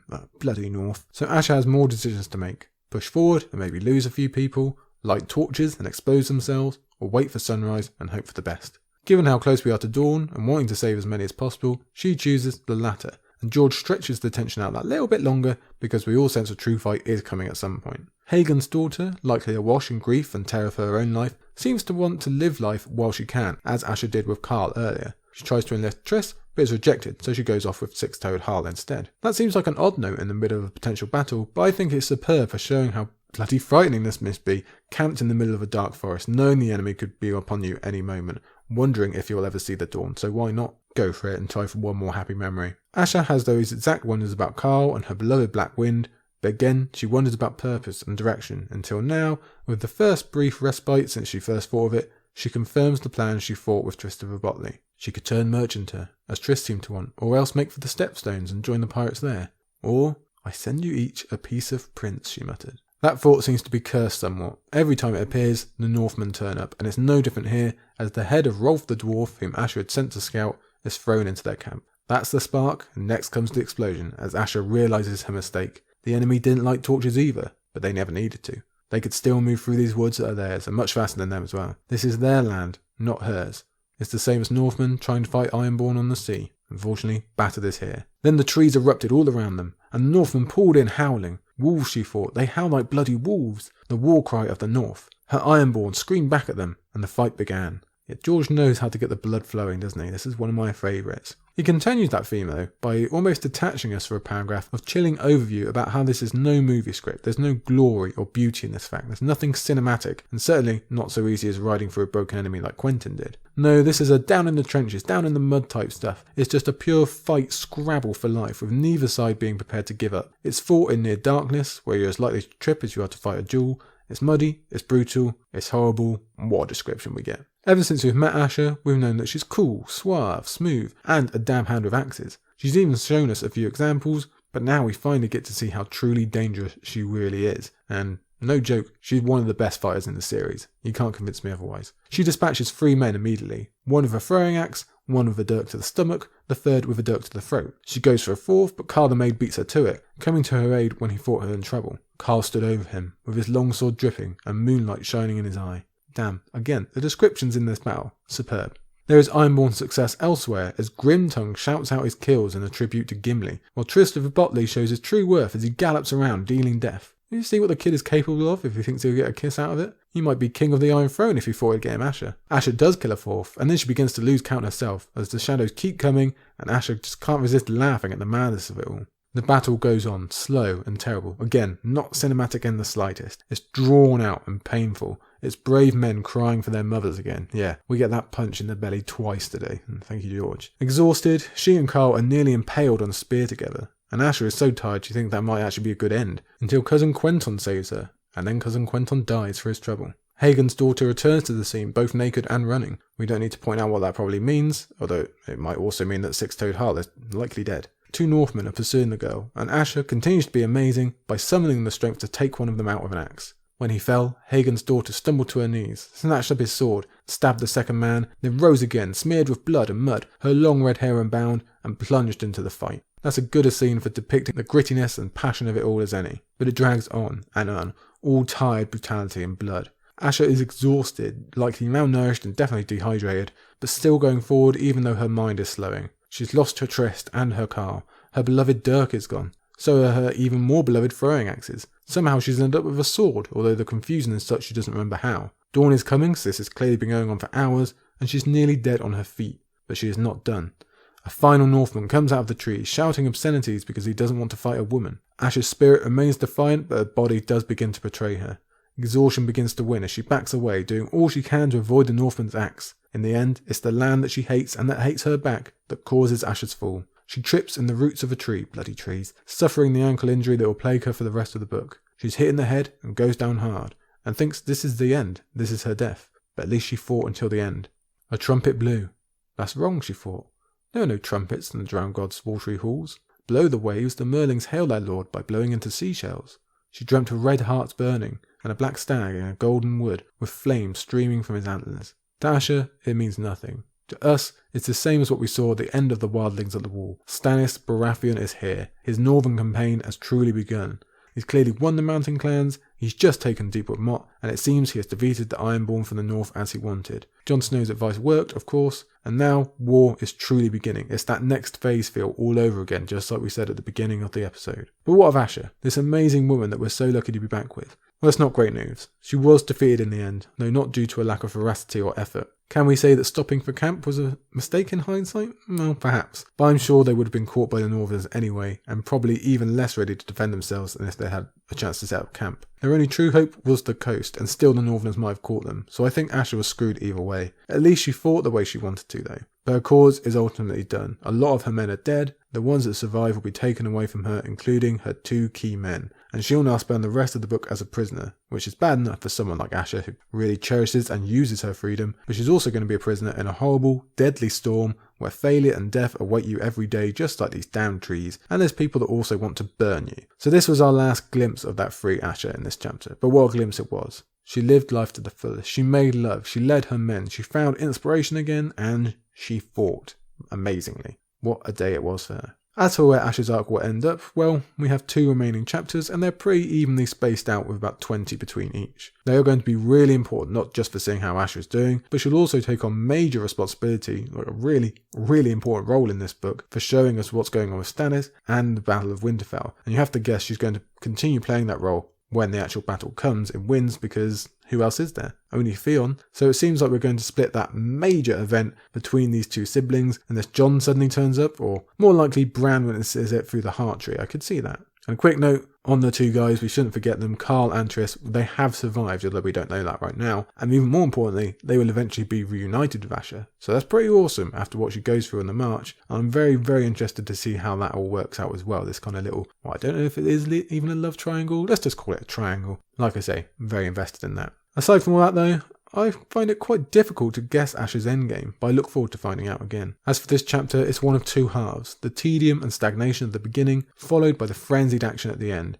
And I want to highlight again just how good that battle is. No, it doesn't have to be kind of fancy tactics or some unexpected twist in the middle. It doesn't have to look good or be cinematic or anything. It's just the pure passion of it. It's just a fight for life, literally. You're just grasping in the dark. No one looks good doing it, but we're all doing the same thing. I think it's a fantastic representation of actual battle from George here. But also, the surroundings of the chapter mirror the actual events. We have that Skyrim image at the start of cold, like crystallized woods and trees beautiful in the night sky. At the end, that turns to mud and wet leaves, blood and trees and chaos. And through it all is Asha, this character I again absolutely adore, searching for a way out, finding one before finding something even more concrete and straightforward, fighting for your people, which again, she does amazingly. How lucky we are to have her back. Welcome, Asha. I can't wait to see you again. And to be honest, I had a lot more to say about Asha in this chapter here, but I'm gonna leave it out because this is a long podcast already. You've listened to me enough, I think. I can tell you now that this the notes for this episode broke the record, I'm pretty sure. At least for this book. Maybe some of the ending chapters of the other books might have beat it, but it was like 31,000 words. Let me look it up for you here really quick. Yeah, 31,000 words. So well done you for listening to me for 31,000 words. Plus the intro and what I'm going to say to you now, which is, again, well done. And again, thank you for being with us for these 3 chapters. Yeah, only 3 chapters and we got more words than normal. How about that? I hope you liked this first step into the second part of A Dance with Dragons. I'm sure I didn't mention that nearly enough. This new phase, this widening of the scope. Yeah, I should talk about it more, shouldn't I? No, I hope you enjoyed it. It is new, it is very exciting, and we're going to continue it next week, even though if we get back to something we're a bit more used to. Although, again, only 3 chapters because we've got that massive Tyrion one. That's what we're going to start with. Next week is Tyrion 7, which I believe must be the longest chapter in the book. That's Volantis again, that's Tyrion and Jorah. There's a lot of stuff to cover in there. And then we'll be back to Jon in Jon 6. I know it seems like ages since we've seen Jon. It's just he's only had 1 week off, but still. That's when we'll start getting visions from Melisandre. Yes, very, very important. And we'll end somehow with Davos 4, our last Davos, one of the most popular chapters in the book, in the series. We're getting a hell of a speech in that. You know we'll have plenty to say. So again, I hope this podcast helps you out if you're feeling a bit low or a bit rough in lockdown or wherever you are. Always feel welcome to get in touch again and again. Thank you for the downloads and the sharings. It all means so very, very much to me. You can find out more on our Patreon page if you wish, but for now, I'm going to let you go. You've been so very good for listening to me for so long. Thank you everyone. I'll see you next time.